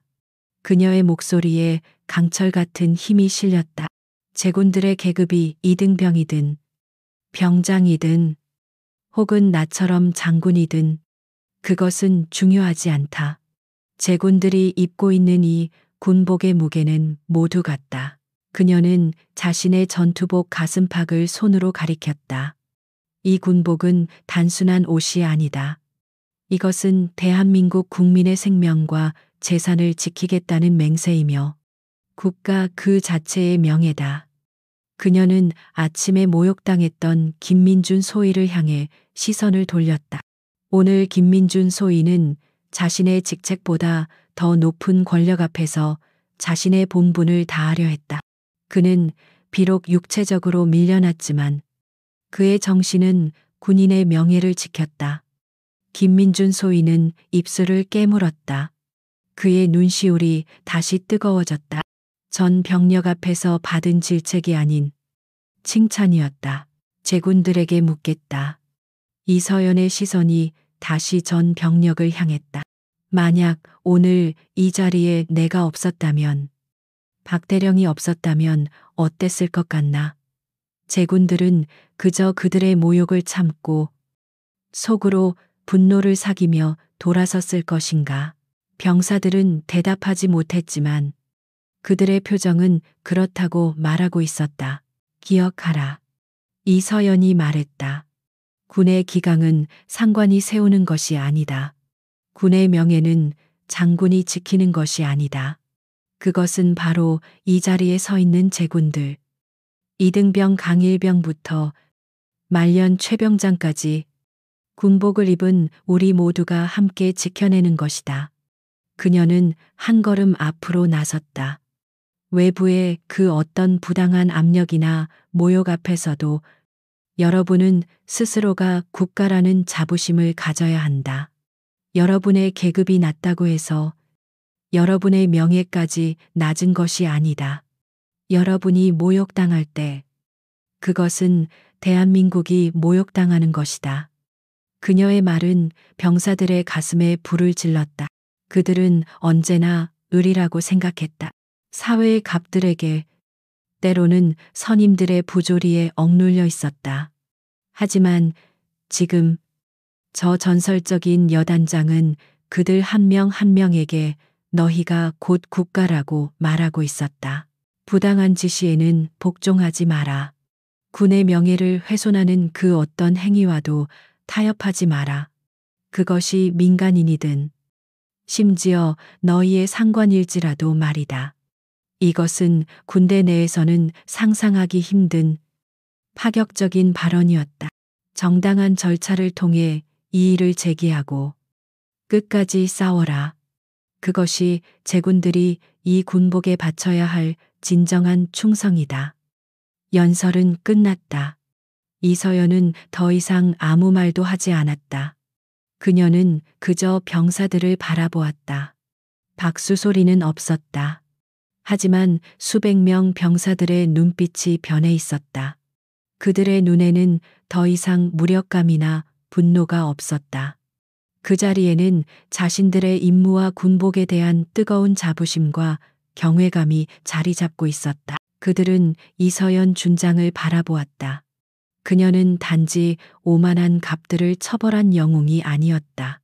그녀는 땅에 떨어졌던 군의 명예를 다시 일으켜 세우고 그것을 지켜나갈 힘이 자신들에게 있음을 일깨워준 진정한 지휘관이었다. 이서연은 도열한 병사들 앞을 천천히 지나갔다. 그녀의 시선은 엄격했지만 그 안에는 이들을 지키는 최전방의 병사들에 대한 깊은 신뢰가 담겨 있었다. 그녀가 강일병 앞을 지날 때 강일병은 자신도 모르게 가슴을 활짝 폈다. 최병장은 군 생활 중 가장 완벽한 차렷 자세를 취했다. 이날 이후 X사단은 완전히 달라졌다. 병사들은 더 이상 자신들의 임무를 의무로만 여기지 않았다. 그들은 자신들이 국가의 명예를 지키는 최후의 보루라는 자부심을 갖게 되었다. 갑질을 일삼던 민간업체 직원들은 더 이상 군인들을 함부로 대하지 못했다. 이서연 준장이 그 부대를 떠난 후에도 그녀의 이야기는 전설처럼 남았다. 국기 개양식의 여군 준장. 그녀는 단순한 장군이 아니라 모든 군인들이 따라야 할 군인 정신의 표상이 되었다. 그녀가 남긴 그 서늘하지만 뜨거웠던 훈시는 그 어떤 징계나 처벌보다도 더 강력하게 부대의 기강을 바로 세웠다. 며칠 뒤 K-디펜스와의 계약은 공식적으로 파기되었다. 차세대 통신망 사업은 전면 재검토에 들어갔고 더욱 엄격한 보안 및 기강 기준을 통과한 새로운 업체가 선정되었다. 김진태와 박민혁은 업계에서 완전히 사라졌음은 물론 군사법원에서 중형을 선고받았다. 모든 것이 제자리를 찾아갔다. 이서연 준장의 조용하지만 단호한 경고는 대한민국 군 전체의 기강이야말로 가장 강력한 무기라는 사실을 다시 한번 각인시켰다.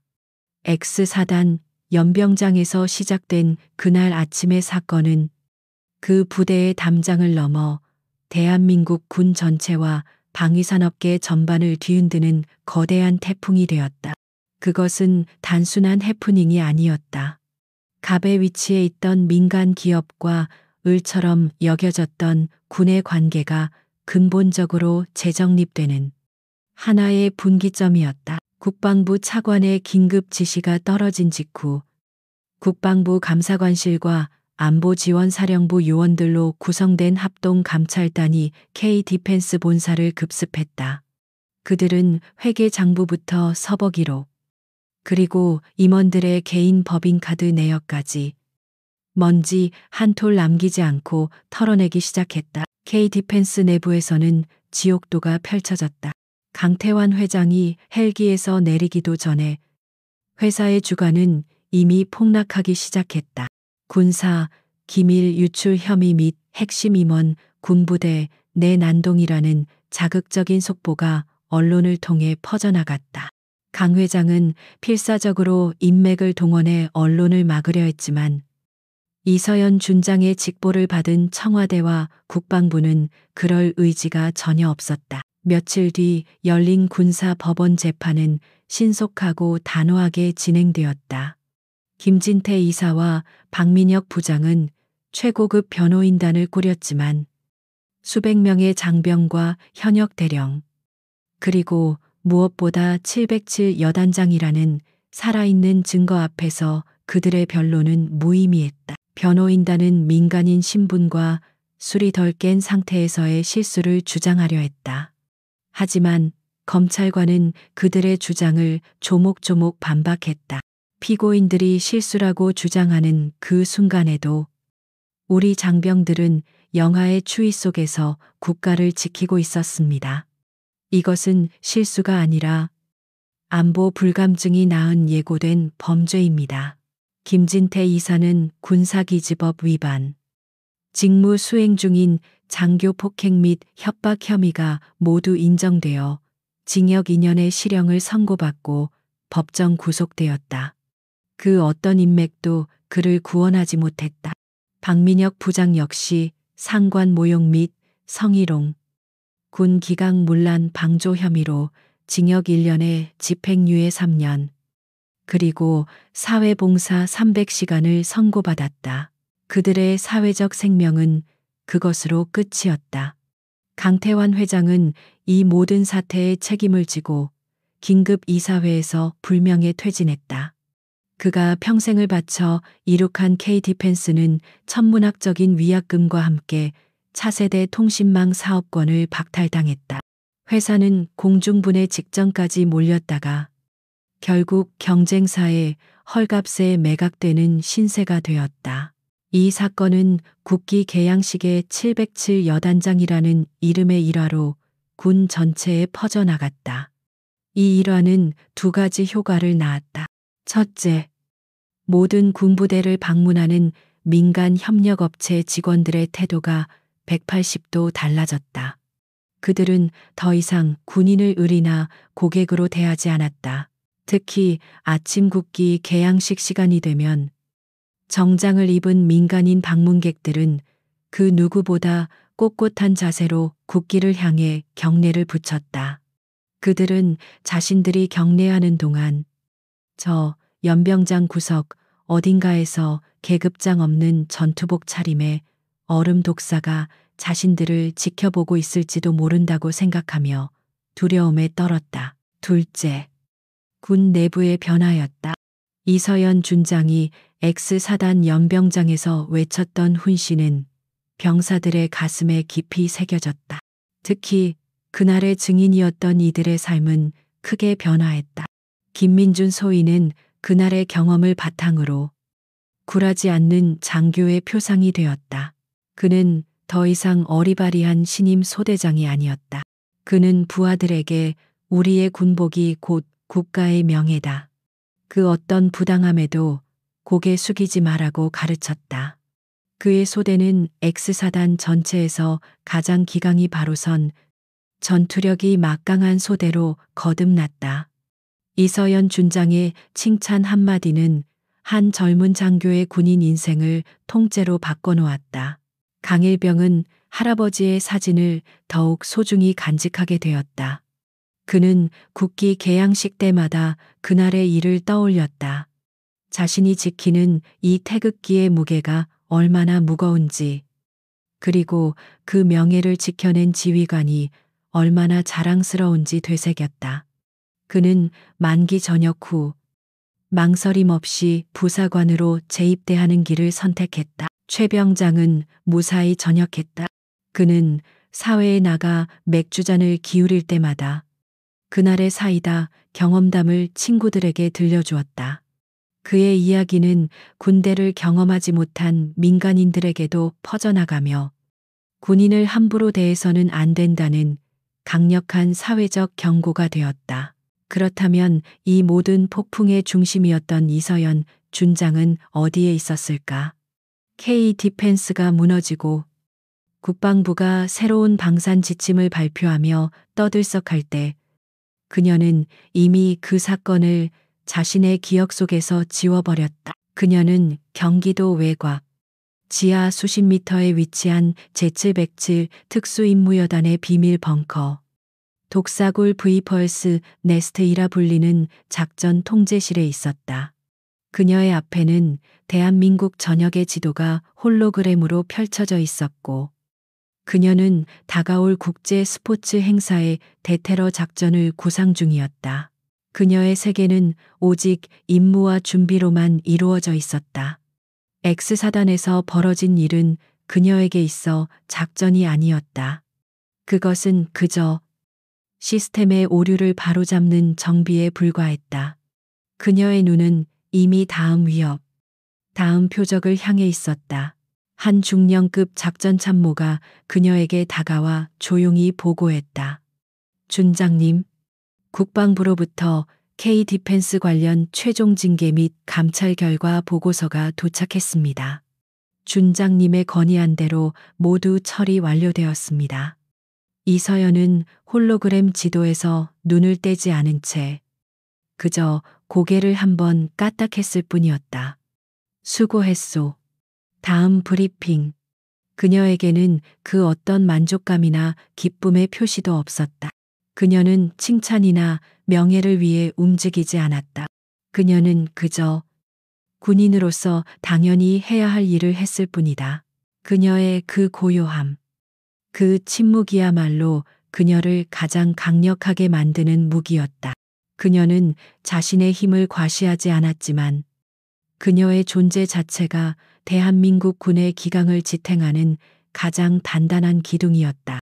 그녀가 그곳에 있는 한 그 누구도 감히 군의 명예를 훼손할 수 없다는 무언의 경고였다.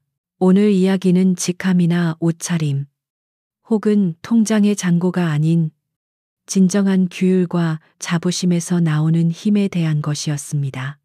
이서연 준장의 전투복에는 처음엔 별이 보이지 않았습니다. 김진태 이사의 정장은 수백만 원짜리 명품이었습니다. 하지만 그들의 진정한 무게는 정반대였습니다. 여러분이 있는 자리에서 묵묵히 자신의 소임을 다하는 것, 그리고 스스로의 명예를 지키는 것, 그것이 바로 계급장 없이도 빛나는 가장 강력한 힘이 아닐까요? 오늘 이야기는 어떠셨나요? 여러분의 생각을 댓글로 남겨주세요. 이야기가 마음에 드셨다면 좋아요와 구독 버튼을 눌러주시는 것 잊지 마세요. 다음에도 더 흥미진진한 이야기로 찾아뵙겠습니다.